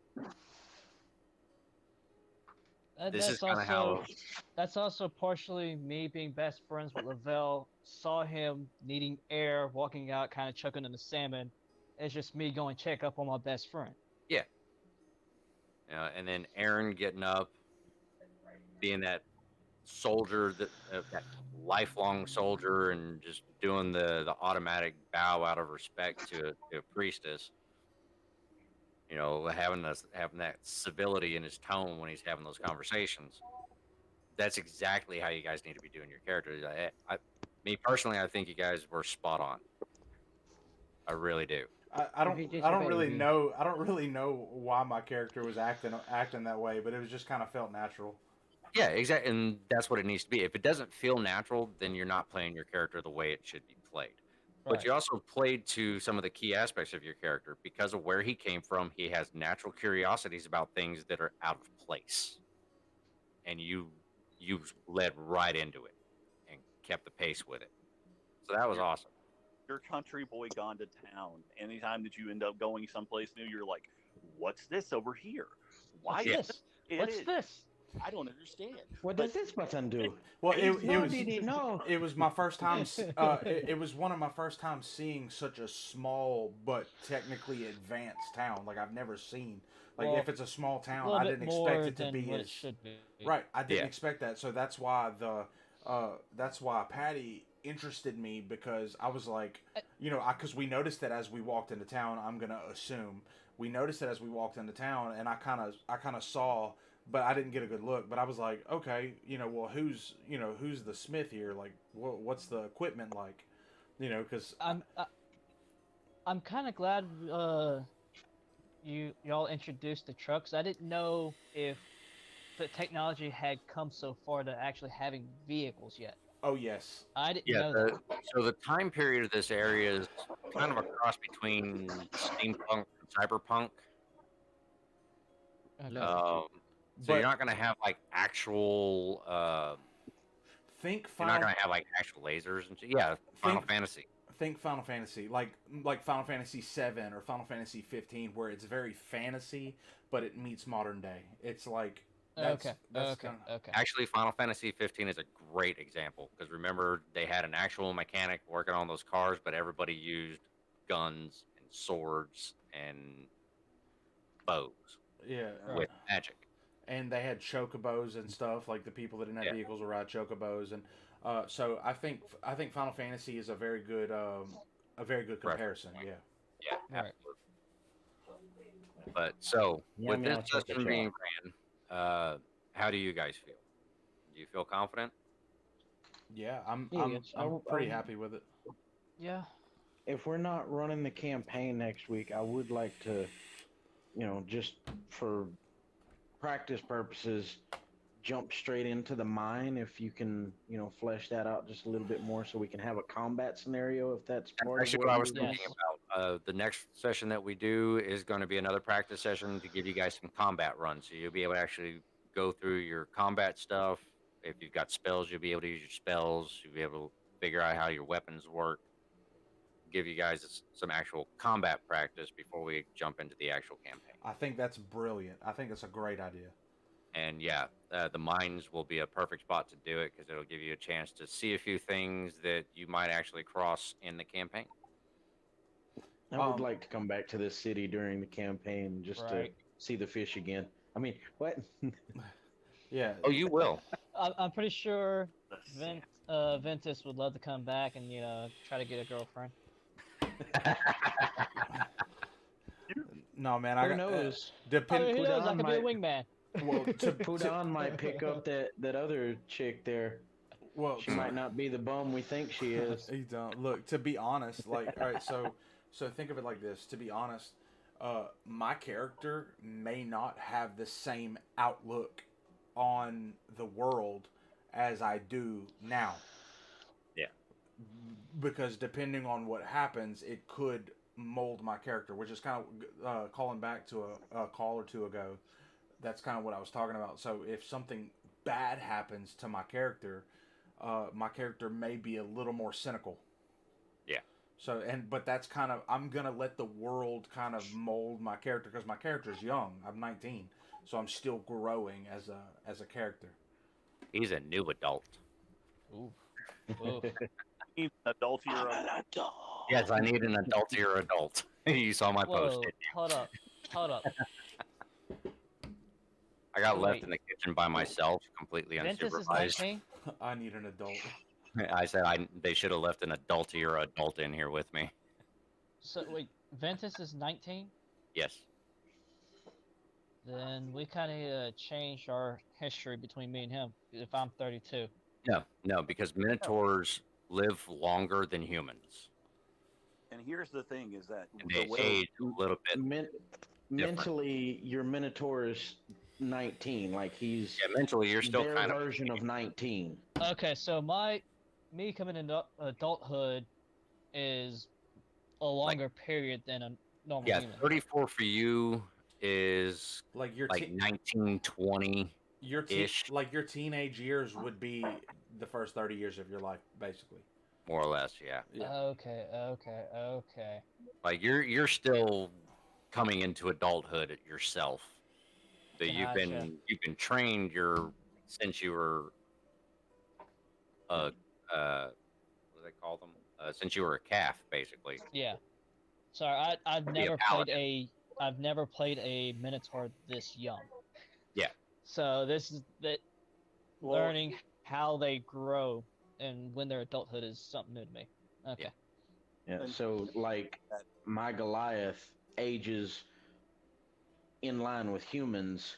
Yes. So I'm 32. I'm the same age as you, but I'm more mature because Right. my lifespan is shorter. Okay.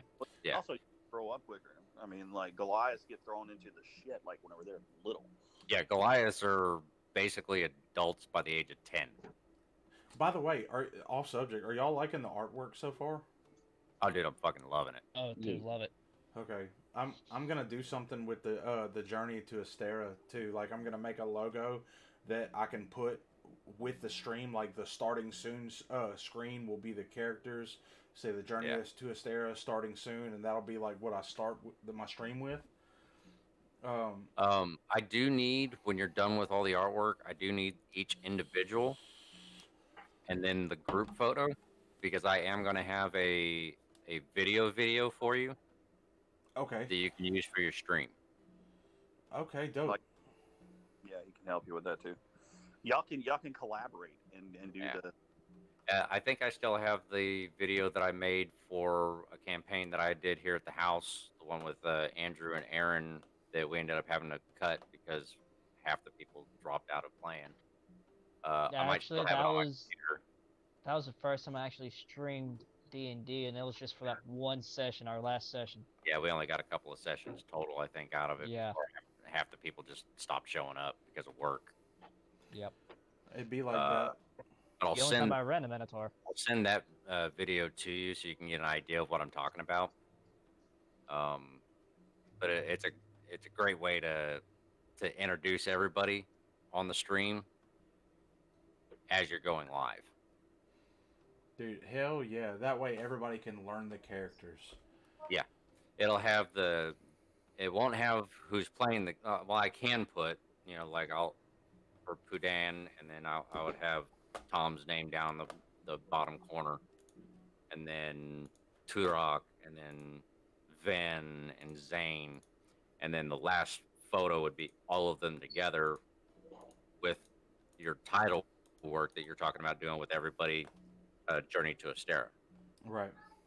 I think that's awesome. I think that works really well. I Now, think is it going to be a serious photo or action photo or... So you've seen the poses that he's been posting? Yeah. Those are going to be your individual poses, and then he's putting all those poses together in a single photo as well. Okay. yeah, I think I that can't wait to see what he does with Turok. yeah, dude. I have something pretty sick in mind too. Hell yeah. Fucking with Vent.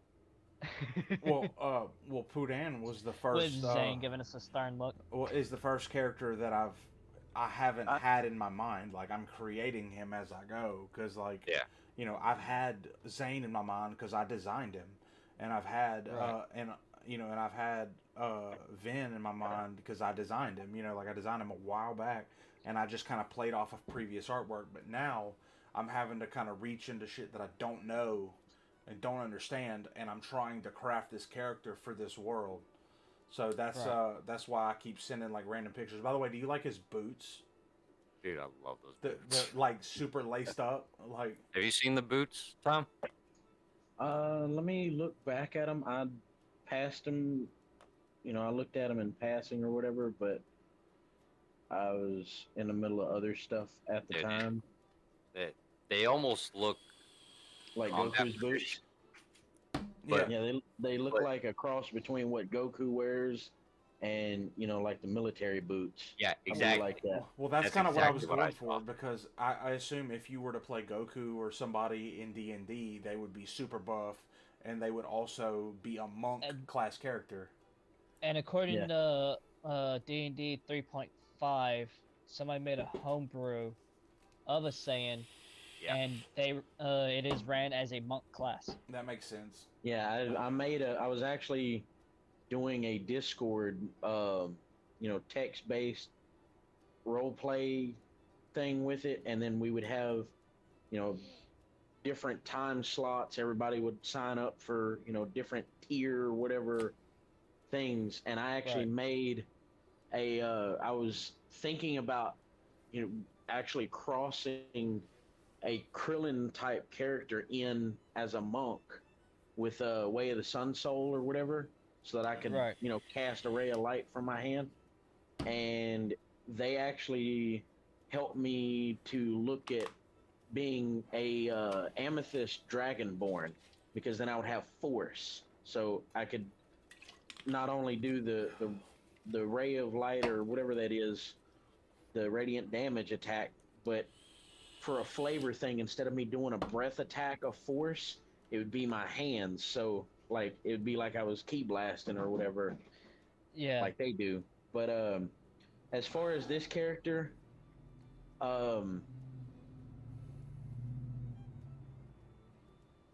I'm okay with running the big bulky, but I was looking more. I didn't get to send the picture in before you actually posted that, but I was looking at something more sleek and lean, more ripped in muscles, or just like smooth, not exactly beanstalk, but something that doesn't look as Some more Vash the bulked. Stampede.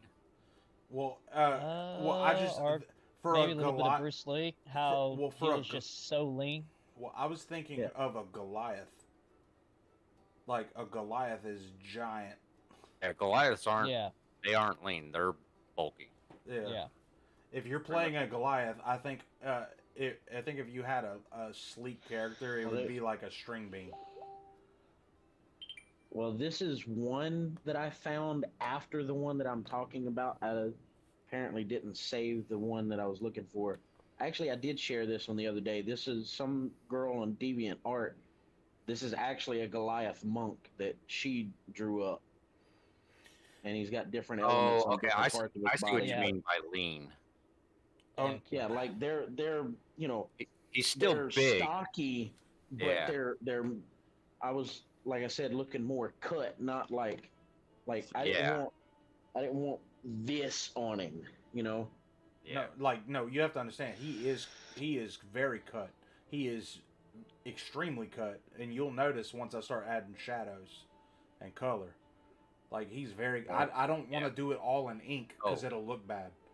But But like While he we has got you got on here. chiseled abs, chiseled arms, everything's chiseled. Tom, you need to give him the colors of your Goliath. Well, his skin's still blue, so it would be I'm colorblind. kind I of need like you to send them Turok's to me. armor. All right. Find the Um, color swatches and send those to him. That way he has them. A colorblind graphic artist. Hi. Really fun to watch him work.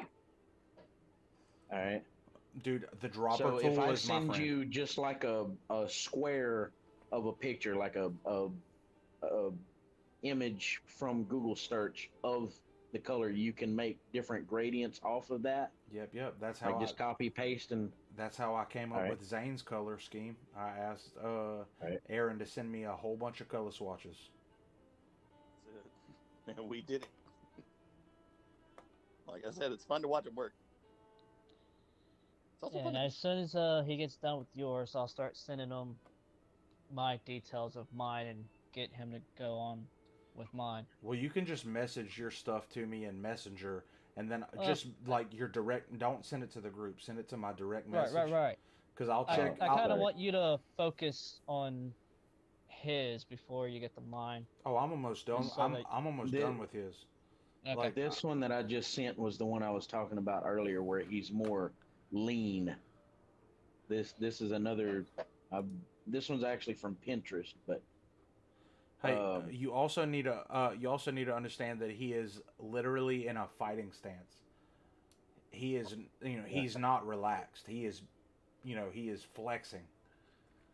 yeah, and I mean, if he's a monk, he's going to be, way down low, close to the ground, so it would make him look a little bulkier anyway. But Well, Yeah. if you look at the fighting stance that I posted, like you'll see it if you like look at it, because he's not like bulky. I was trying to make it to where, I mean, he's got trap muscles, yeah, but It's just because the photo's so up close, it makes him look bulky. it's a matter of perspective. So like, he's about the He's kind of yeah, like his head is hunched down, and he is in a, you know what I'm saying, like he is in a He's in a stance, yeah. he's Yeah. because I don't know if I've sent a full body picture or not. Oh, I just got a you better did. look at the beads that you did too.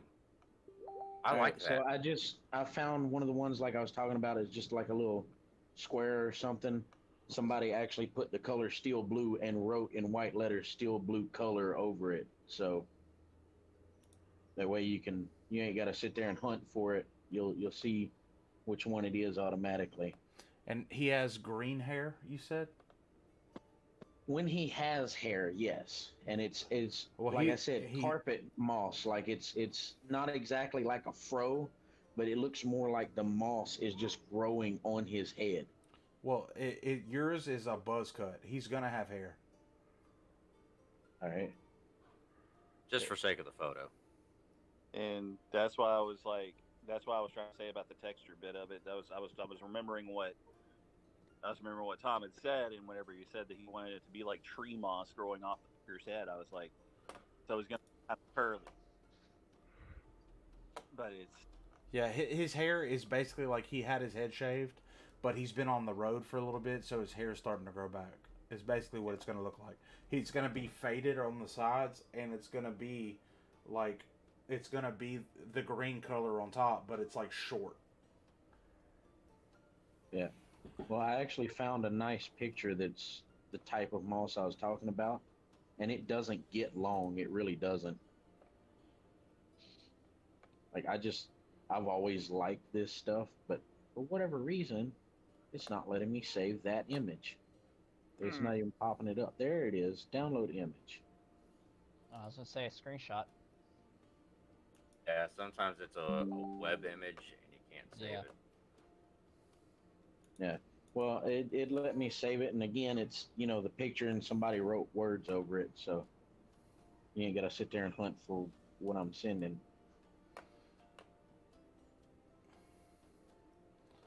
Well, I think,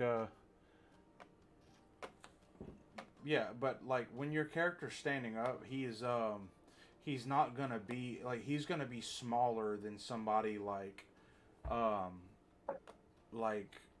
what's his name from Full Metal Alchemist, Alexander Mustache Man. I can't think of his name. Oh, Louis Armstrong. Louise Armstrong. Yeah, he's not his standstill body is going to be a lot smaller than him. But think of it like when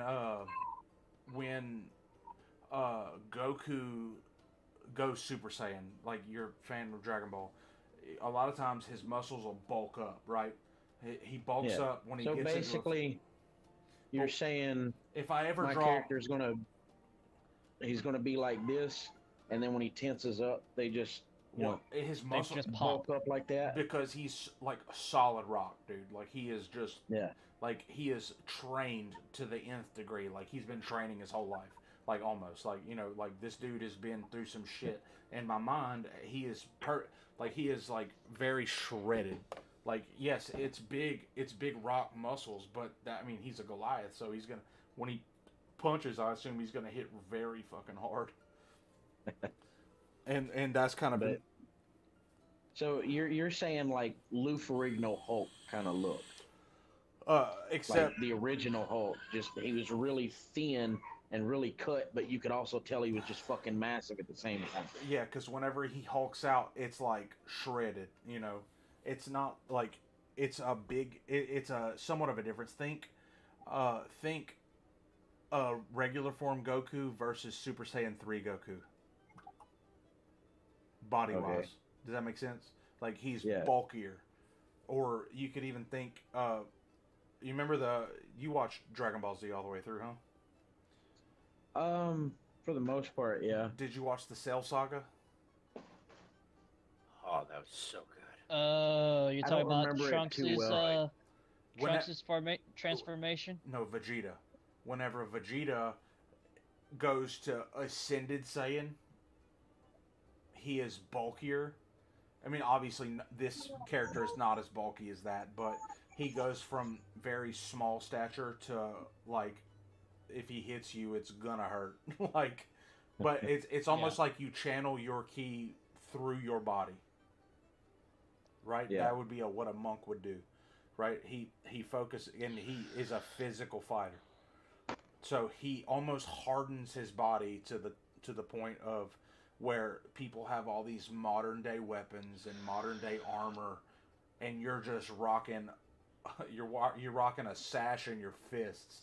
So it's like you've trained your body into getting, like you're like a fucking wall.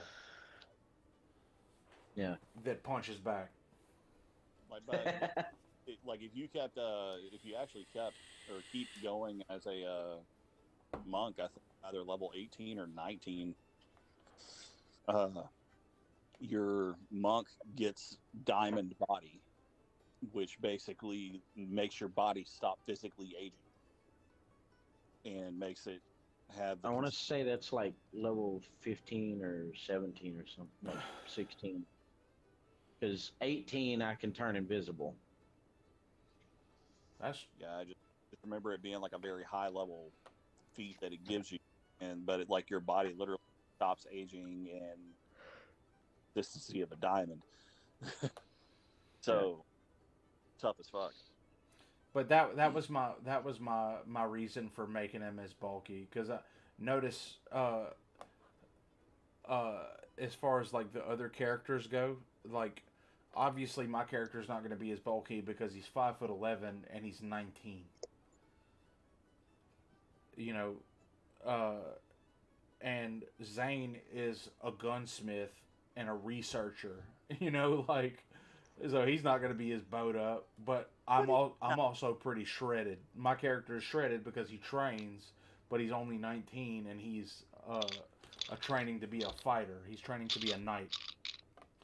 Yeah, so not only is he constantly physically active, but he hasn't had time to get fat on top of that, like me. I used to have washboard abs. Now I got a bigger cake belly than you do. But for instance, your character, in my mind, your character and Drew's character, Turok, are going to be about the same size. Yeah. Yeah, he's 7'9", I'm 7'6", so 7'3". Oh, 7'3"? Yeah. Damn, I'm the tallest one. That sucks. But that's kind of what I was getting at, because he is a Minotaur, and Minotaurs are also rock solid, and he's also a paladin, so his character is going to have a similar build to yours. Well, Minotaurs actually, it depends on the area that they're from on how they're built, because yeah, because some of them are like Minotaurs like are either Schwarzenegger top or hunched over like the Taurens from World of Warcraft. There's actually a race of Minotaurs that walk on their front arms like gorillas do. Well, I was assuming his was, since he's a paladin who wields a lance, I was assuming he would be shredded. He's so like the kind that's got like that. I sent you, huh? That triangle chest. Minotaur. I didn't not triangle. I didn't see the Minotaur. I sent a picture of the other night when we were in the video together. I know you sent it to me. Did I only send it to you? I think 'Cause I could so. have 'Cause swore I have sent it. to. I Could have swore saved I it. sent it to Ryan. Yeah. Remember, I sent it and I said it was a picture based on Orin, my first character. Oh, there it goes. Finally popped. Oh, I might have Oh, got it. If why you've y'all got it, teaching if that you could baby in forward there? I that hear to him him. over the headset. Let's see. Okay, I see. Yeah, That's a very lean Minotaur. yeah. That's Mm. well. That's kind of the direction that I think Andrew was leaning. Well, that's Yeah. well. That is the. I know it don't look like it because of the stance, but in my mind, that's the same build as Pudan as well. Yeah. That's Is that in the group chat, or did you just send that straight to Ryan? no. You sent it to me. Yeah, you sent it to him and you sent it to me. It Okay. wasn't in the group chat. Do me a favor, put it in the Valencia chat so that Tom can see it. All right. This is what out of stance. This is what Pudan will look like. See. All right. Let me go. Where's the? All right. Let me head to chat. Andrew just sent it. Okay. Yep. But out of stance, that's about the size of your character. Y'all are similar heights and similar builds. That was in my mind how I was going to do it. So I was going to make y'all both shredded.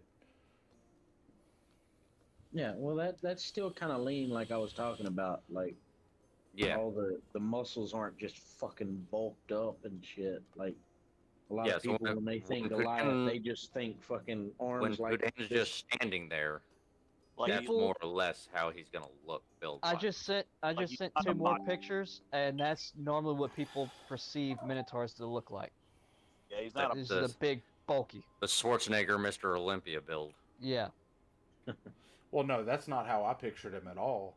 I pictured Well, the I men. pictured him with like a straight abdomen, and then the chest just No, Johnny Bravo. barrels out. when Yeah. you- Basically, yeah. That's Yeah. what I always thought with a Minotaur. no, whenever he said Minotaur, I pictured the Minotaur from. This is an anime that I really love. I think I made Aaron watch it, but it's called "How Not to Pick Up a Girlfriend in the Dungeon" or something. Or Is it okay to pick up girls in Yeah, a dungeon? That's it. Yes, That's it. I fucking love that The anime. Minotaur from that is what I pictured.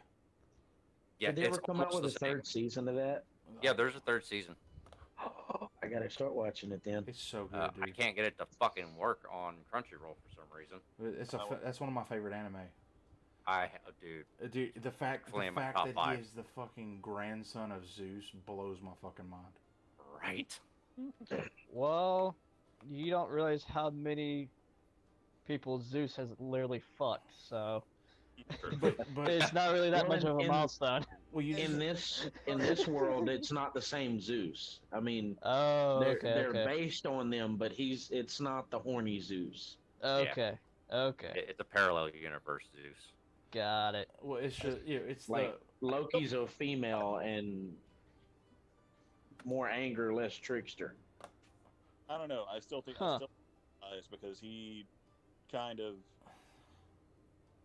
the one that was trying to tell Belle to how to act around ladies and stuff. yeah, Belle Cranel. Yeah, dude, he's such Belle a good Cranel. character. Yeah. He's probably one of the best written characters in anime I've seen in a long time. He's so kind. Yeah, and his story arc is amazing. Yeah, how he's just weak as fuck, and he just goes in there by himself, just grinding the fuck out. Everybody's in there like, what is the kid doing? He's like, I'm just gotta get stronger. I really Yeah. like what's the girl's name? The blonde girl? Weiss? No, What is her name? Wallen, What is it?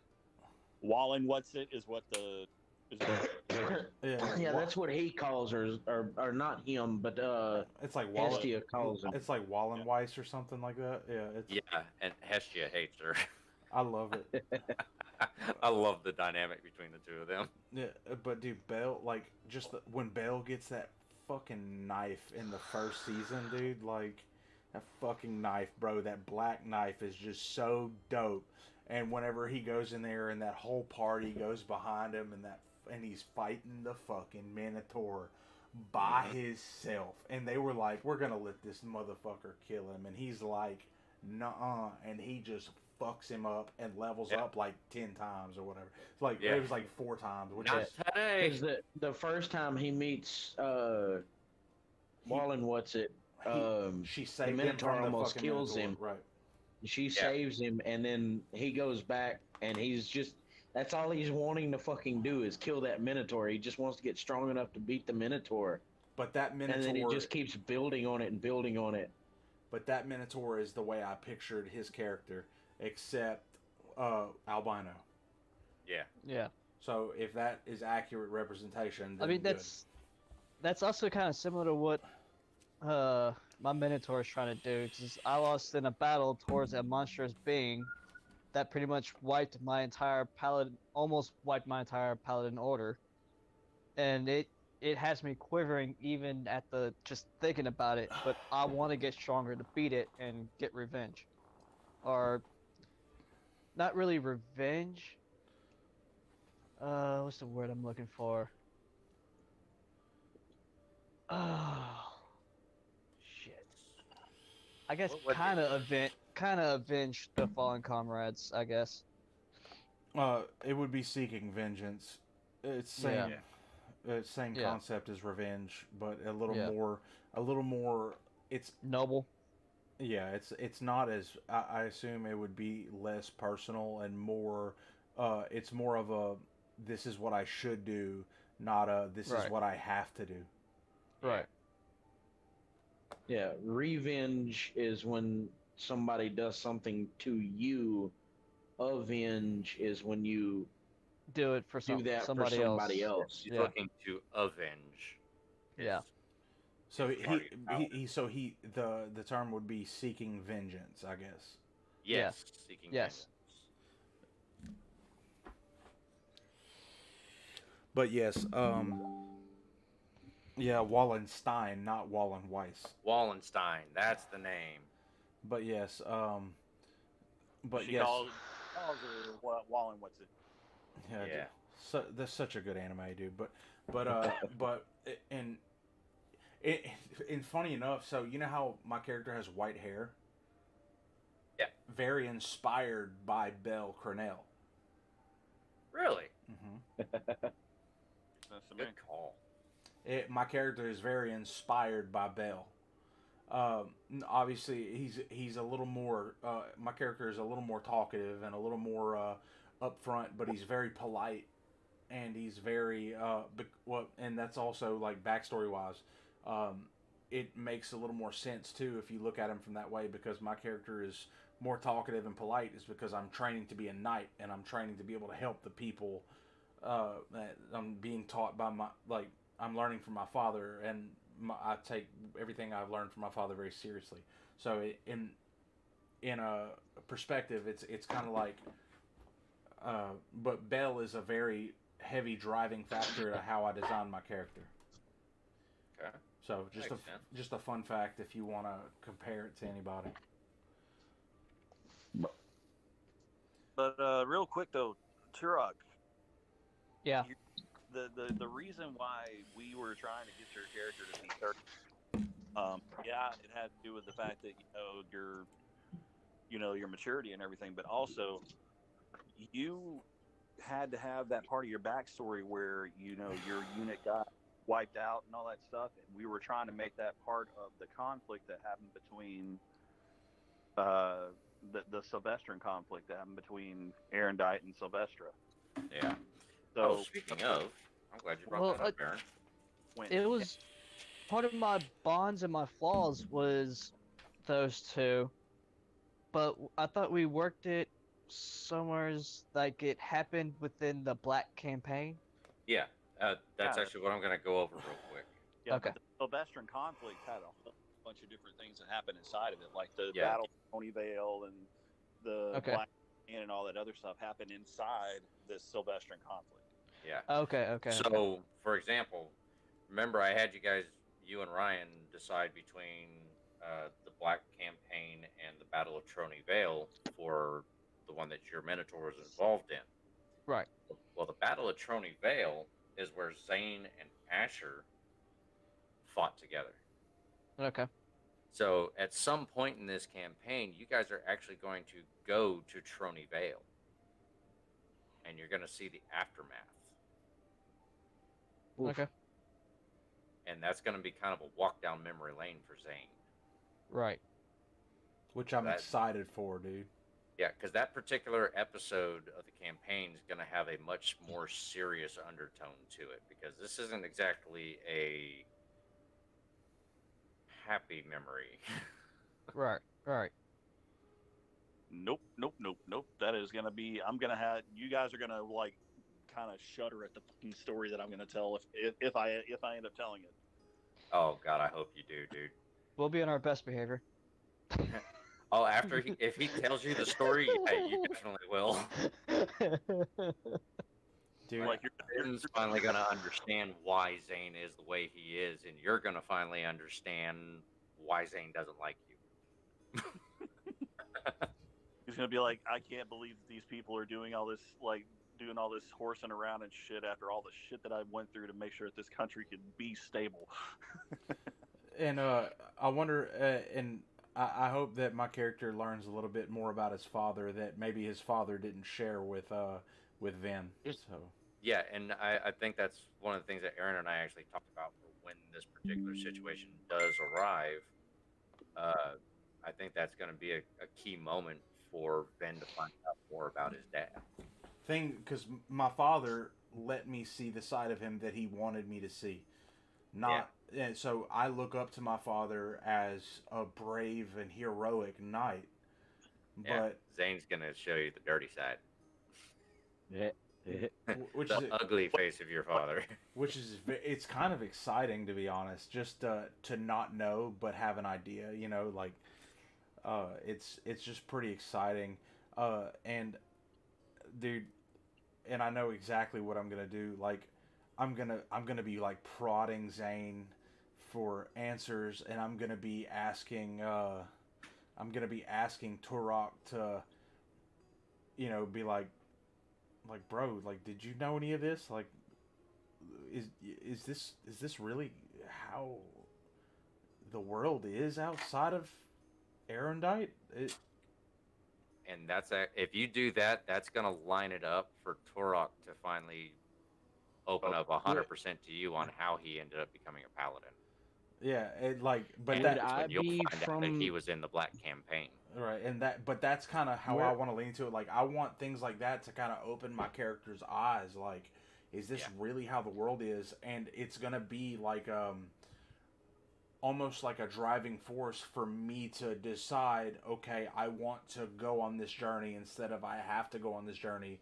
It's more like I need to go on this journey now. Like, it's not just to survive, it's to protect, and I kind of fall into my father's shoes at the same time, and that's kind of It's not all sunshine and rainbows everywhere. Yep. But kind of like going back to the little quick run we did today, like how my character was more interested in finding out more about this little village and about what I can do to help this village. It kind of falls in line with that. Like, this village means fuck all to me, but in the greater standing, like, what would my father do? In my mind, what would my father do?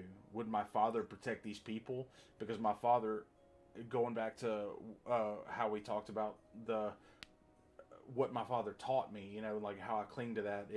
He taught me to, when we were doing my character sheet, he taught me to, no matter what, always follow your gut. Yeah. Word for word. I'm gonna coin that phrase right now. No matter what, follow your gut. I'm coining that fucking phrase. We're getting shirts made, boys. And Dane's gonna be like, yeah, except for one. I'm assuming it would. So much. You're assuming what? I'm assuming for my character, it would be best that I am pretty much completely disconnected from the world as far as all of this goes. Like, I would be, I was part of one of the tribes up in the mountains, so I'm not part of all this conflict. and I'm just running around through the woods for years, just getting in fights with owlbears and shit, and More or less. then And I go to a monastery, so I'm still disconnected from the world, and now I'm finally seeing what the world yeah, is. because the monastery is sending you out so that you can see the world for what it really is, to give you more of an appreciation of what they're teaching you. So what I would like to know is, I don't know if we discussed this or not. How so I get how me and Turok and Zane uh, work together and team up, but how does Pudan fall into all this? Are we gonna find that out when we start? So the session 0 is when you guys are actually going to meet Pudant Got you, for the first time. for the first time. Okay. The scenario that's going to make you guys a party is how he ends up running with you guys from that point on. Okay, that was because that was something I don't think that we talked about. So that was I wanted to. So I told you that it's going to be a pretty lighthearted opening session. Like, you guys are going to be doing your thing. I'm going to be going over to Pudan to do his independent thing while he's in your town. And there's going to come a moment where something's going to happen, and you're going to have to do what your father told you to do if it was ever necessary. Pudan, I'm going to make sure, is conveniently near He gets or caught at up. the location that you need to get to. And when you show up, whatever you decide to do, when you see him, or whatever, or however he reacts to you guys running, that's going to be the deciding factor of Pudan going into becoming a part of your party. So there might be a little bit of a standoffishness between y'all's characters for the first few sessions until everybody's characters are comfortable with this random person that is now part of the party. That's good, dude. I really like that. I like the idea of that. I think it's gonna be. I think it's gonna be awesome. It'll give us. It'll give me more of a perspective on Pudan, and uh, you know, I'm excited about that. Like, I'm excited because, you know, my character, which in terms of which I actually need to get with you, Priest, on this. Okay. I was thinking about a couple of specific NPCs to Okay. have you make, and I'll give you the details. One's a guy and one's a girl, and they're also going to be friends of Vin. And he's going to have grown up with them. Okay. So I'll kind of give you a little bit of detail on that, and you can do what you will if you want, but you can, if you want to do this, you can make those characters, and do whatever you want with it, you know, but I want you to use it as an opportunity to deepen the story early on. I've already got some ideas. You know, but just, it's very, very close friends. They're going to be characters that I'm going to randomly reintroduce throughout the series. So you can do, you know, whether it be reintroducing throughout the story, or killing, or faking a death, or backstabbing, or whatever. Do what you want. Just make it a fucking story that people will fall in love with. You know, but I want to give you as much ammo as possible. So there's two characters. That. Yeah, dude. There's two characters. I'm doing a lot of stuff with this campaign that I normally wouldn't do, but I kind of want the same thing that you do. I want those twists and turns that people just don't see coming. Right, and I would love for us to be able to really just. I want to tell a fucking story, dude. Like, that's what I want. Yeah. Like, tell. It's gonna happen.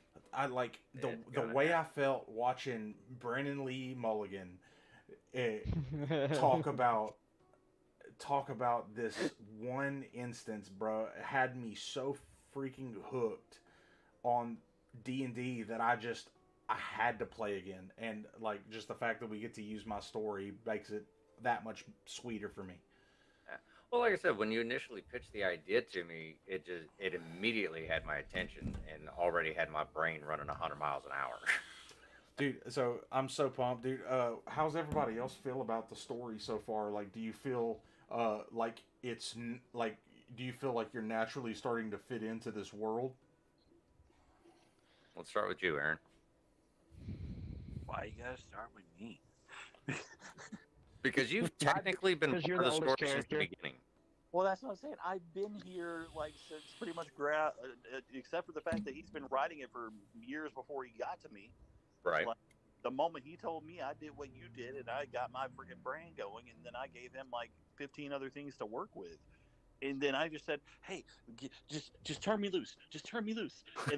And you Put me in, coach. Put me in. stop for a while, But well, and you, and then like whenever you started bringing this back up to be a part of the campaign thing again, I was like, "Oh wait. He's bringing this back up? Oh shit! Let me tell you about this. yeah, Yeah, Aaron and I have actually had a few late nights just bullshitting on Messenger till like 2 o'clock in the morning about ideas for this campaign. here's what's dope about it. Okay, so I wrote it, and this is my first story I've ever really tried to write. Like, I've written like little one-off stories, like just I want to write a story, but this is my first deep dive into a almost a One Piece style of Odyssey story. Like, this would be my magnum opus of storytelling. Yeah. It's novelistic. Right. It's something that makes me want to be a part of it. It makes me want to listen. Like, if I could just pitch this idea to an anime studio and then they fucking put it out, bro, I would watch it hands down. And because it's stuff that, but just to see you guys get as excited about this story as I was coming up with it, it makes me feel a lot more confident in the story itself and the roots. As it should. Yeah, it's just I'm excited because I want. But another thing is, as players, like, I want everybody to be excited. Like, I can't fucking wait till next Wednesday. I can't fucking wait till next Wednesday. Like, is it Wednesday yet? Is it Wednesday yet? You know, like, that's what I want. Like that. I think we already hit that with just the practice session because everybody's already ready to jump into the mine. Yeah, well, that's what I wanted. I want everybody, because I don't want anybody to miss if they can help it. Like, obviously shit comes up, you know, but yeah. But I want everybody to be here on time, ready to go every Wednesday, you know. So that in itself has me super pumped. Oh yeah. What about you, Drew? How are you feeling about it? You're literally the newest one to this particular Yeah. set, so Like, out of all my past campaigns, I've never delved into a really detailed character. right. So this is my first to actually detail it and try to build a story integrated with everybody else. I'm loving it, but I'm also kind of nervous at the same time. Yeah. Yeah. Oh, and that's to be expected It's- because I mean, with it being your first super detailed character, there's going to be a little bit of nervousness rolling with that because you got a lot to. And it really doesn't You're help putting that more it's going to in your be. head. It really doesn't help that it's going to be streamed. Because I'm not really a camera person. Well, the thing is y'all don't really have to y'all don't really have to worry about that side of it.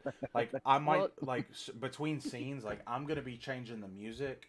I'm gonna be also, one more question before we wrap it up. Are we going to be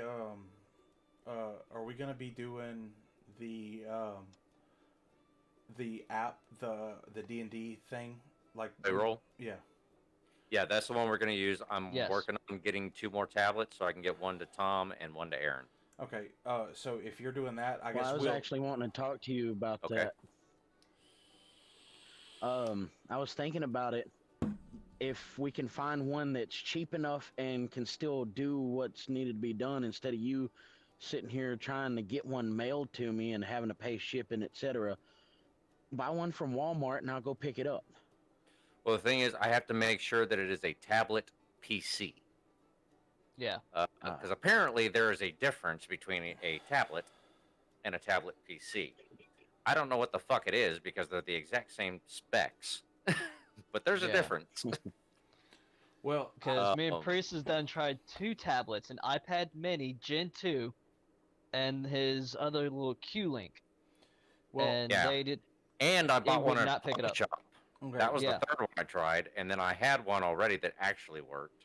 So That's the one technically, I'm I'm using right through now. 4 of them before I had one that actually worked. So But- this might be an option. I don't know that it will be, and so don't bank on it. Don't count on it. But I am a sponsored streamer. I can talk to my sponsors and see if they might have a couple of extra tablets laying around somewhere. Okay. Just make sure that when you talk to them, just make sure you specify tablet PC, because that particular site is very specific about that. Right, and Yeah. and I will I'll check and see, like, before I, if they happen to have some, I will check. Like, I'll Okay. get with you on Messenger or whatever, and I'll check and see, because if that's Yeah. if that's the case, then And even if they do, if I've already got the other 2 tablets, fuck it, I've got 2 extra tablets. well, there you go. But I just thought that it might be worth me talking to them about Yeah, it. it's always worth a shot. Like, I mean, because the computer that I'm streaming on was from them. Oh, okay. Like, I don't own a computer, but they gave me a computer to stream on. Hell yeah. And I didn't have an Xbox One, but they gave me an Xbox One to stream on. Oh, that's awesome. The one that I'm using that Priest gave me is a Amazon Fire tablet. Yeah, I got it on Amazon. Yeah. Or actually, So that one, I bought it at Best Buy, believe it or not.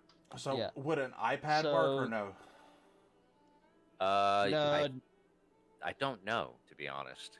like I said, I have my iPad Mini Gen 2, and it wouldn't work. Well, yeah, I'll talk to them and see. I don't know that it's a thing, but Yeah. it's not going to hurt me to ask them either. Yeah, and Right. like I said, even if they do happen to have some, and I get the other 2 anyway, before we find out if they do. If they happen to have it, it's not a big deal. That means I've got a couple of backups just in case. Right on.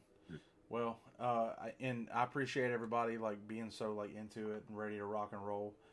Dude, I'm stoked. Good. I'm ready. Oh, Like, right. That story. and I'm not gonna lie. Nobody asked me on my opinion on the story. I'm about to get to you. You, I was literally about to ask you. like Are literally you- watched your buffering circle go round and round and round and round and round like 15 times. It's like Yeah, we were waiting for it to calm down. We were waiting for it to calm its tits. Hakuna your tatas. Yes. But how are you feeling about it? Well, my thing with it is, I, like Ryan, have always had these stories floating around in my head. I've tried to write a few, and it's really refreshing for me, because usually I'm trying to do what Ryan's doing right here and trying to get people that want to be part of my story Right. and flesh it out so that I have more to write with. But I was thinking about it, and being part of this group and it not being the burden of my story and me trying to flesh it more, it gives me a chance to open my mind up and to be able to stretch that writer's muscle, and it not be a burden to say, hey, I have to write this story. It has to be, what I'm trying to go for. Now I get to actually play something, kind of like with Ryan having you DM his story. We're getting a chance to be part of the story and stretch it out more, and that gives me a chance to see other people's thought process and everything, so that I can come up with ideas to flesh my stories out more without having to take it from other people and sit here and try to force my story to move along, and then people just not want that story. They want to completely change it. Yeah, you get to let it happen a little more organically. Yeah, and that's what I like about this group, because I mean, I already know Ryan and Aaron personally, so it helps me to. I mean, we didn't spend a lot of time together because I was always little weird, so a lot of people didn't want to be around me. So I kind of secluded myself more than anything before I even met them.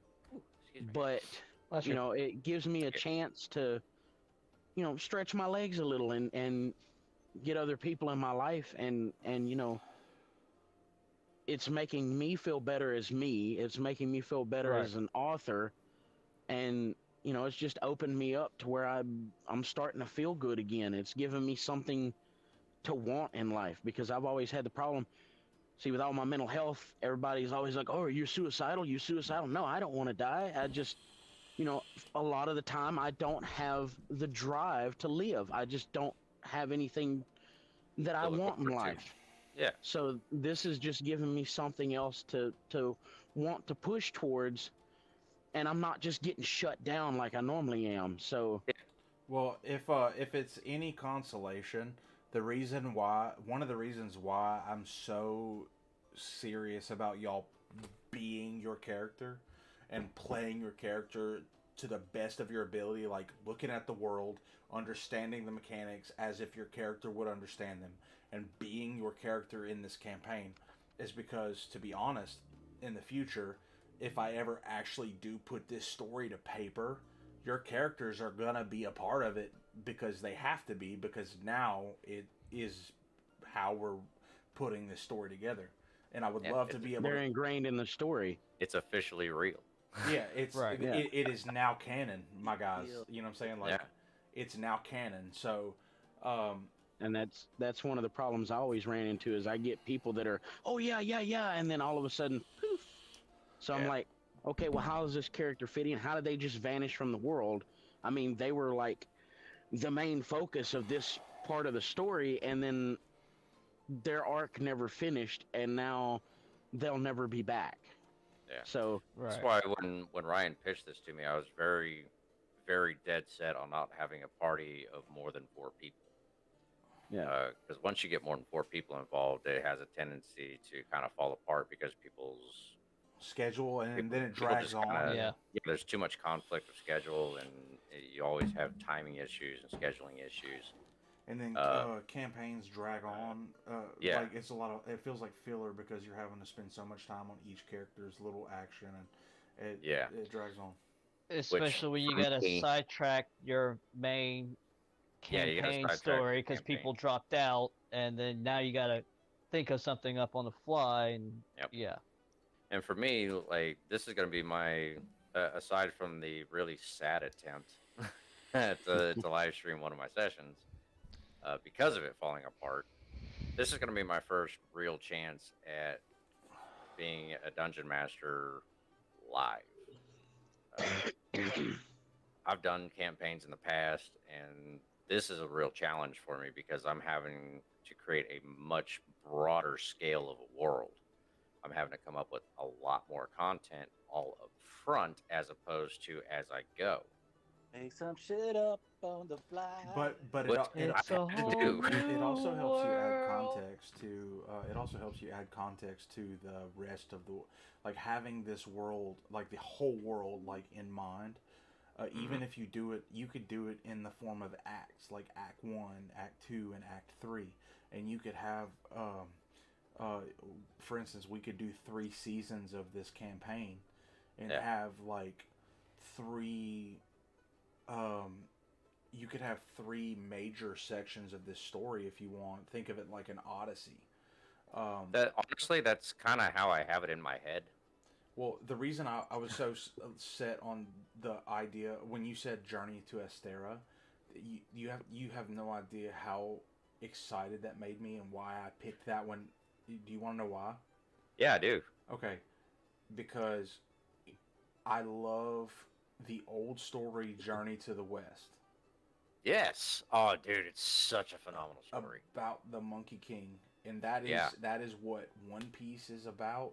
That is Yep. what Dragon Ball was about. Like, Yep. all these amazing stories were all based around ideas and concepts from Journey to the West.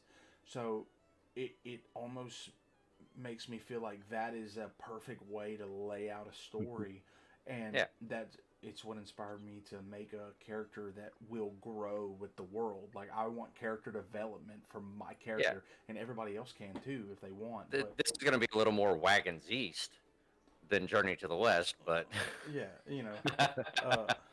but it's interesting to be able to discuss it in this manner, and I don't know, man. I'm super pumped up about it. I'm really excited to see where it goes. I like that we're able to actually do these test sessions on Wednesday nights, so that people can get to see the process of what works and what doesn't work. They get to learn right along with us, and hey, they get to watch me fail live. you know, but they'll be able to see it and be like, oh wait, I've done that. Don't do. And like the young lady that pointed out earlier about your microphone that she couldn't hear anything. And then the other young lady that popped in and said, yeah, they don't have that in 5e. They did away with it. I didn't even know it was done away with in 5e. And she happened to throw it in the chat. To me, that's great because the viewer immediately got involved and was like, no, they took that out of there. Well, shout out to Amanda X Cookie. So that's her Twitch That's name. my cousin. Is it?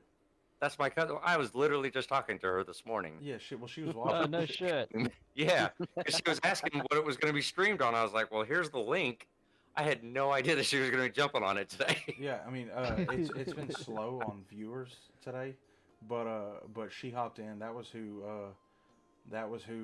chatted. That's the only person that's in chat right now. Okay, yeah. Well, if she's still listening, hey, cuz. Well, there you go. But I'm super excited. I'm so pumped up, man. Like this is gonna be great. This is gonna be a great story. I'm amped up. It makes me want to just pump this art out, and it makes me want to just put the title together. I'm gonna make there's actually an emblem I have in mind that I'm gonna design that is going to represent Astera. It's going to represent basically anytime you see this particular emblem, it's going to represent any of the ruins, anything tied to the gods of yore, anything tied to the Eden Guard, anything involving anything like that. The creation of the world. I'm going to have this emblem. Because I can actually, that'll actually help out with what I have in mind. So that emblem is going to be something that I can use often until your party catches on to it. You know how like title sequences will have like the name and then the emblem is kind of like in the back of whatever. Like Final Fantasy has the characters, or the Tales of series has like whatever emblem. It's going to be like that. It's Elden Ring. Fairy Tale has that fairy tale emblem like ingrained in the word, or it's like very faded in the background behind the name. Yeah, so I have an emblem in mind that I'm gonna make that anytime that we reference this emblem, anytime we hit a ruin that maybe my my left eye reacts to, you know what I'm saying? If my left eye reacts to anything, it'll probably have somewhere on it. It'll have that emblem, or maybe anytime some kind of anything with magical properties that involves that specific emblem.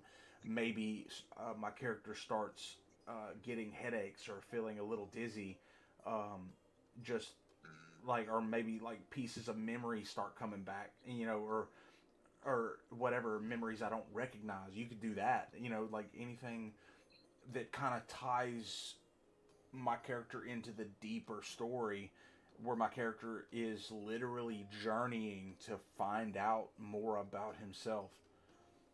It could be memories of your opposite, your mirror guy. You could be seeing into his life on occasion as well. Well, technically, I mean, you could do that, but technically we are the same person.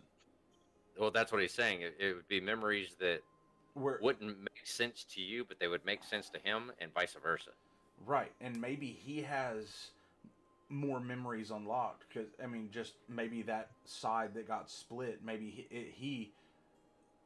maybe he was having premonitions from a younger age than I was, or maybe he was found sooner.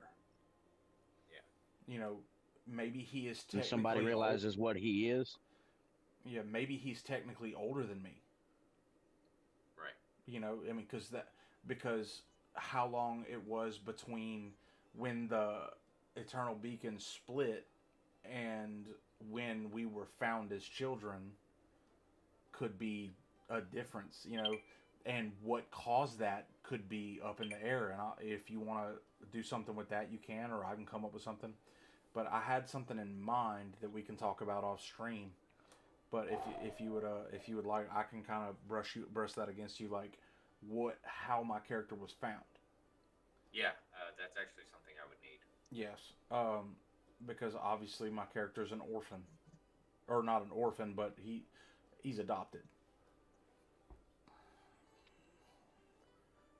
But if that makes sense, I'll try to flesh that out with you and kind of bounce some stuff off of you, and we'll see what we come up with. Hell yeah. All right, is that about it for tonight, boys? Yes, sir. I think we're gonna wrap it up on that note. Then let's wrap it up. And everybody that watched on stream, thank you for tuning in, and I hope y'all have an awesome week. I'll be seeing you guys again later this weekend. I think I'm gonna have to the next few Fridays. I'm gonna have to stop to cut my stream short, or I might have to miss a few Fridays because we got football games and we got other stuff going on. So I'm gonna be really tied up on Fridays.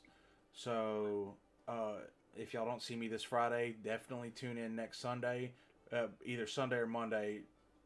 If you follow me, you'll just find it. You know what I'm saying? Like, you'll get notified. You can check me out on YouTube. Just look up HoloLock. Twitch.tv/HoloLock. You can find me there. And that is exactly where we're going to be streaming this phenomenal campaign with these wonderful guys here on the screen. And just know that I love y'all very much. And I will see y'all next time. Peace. And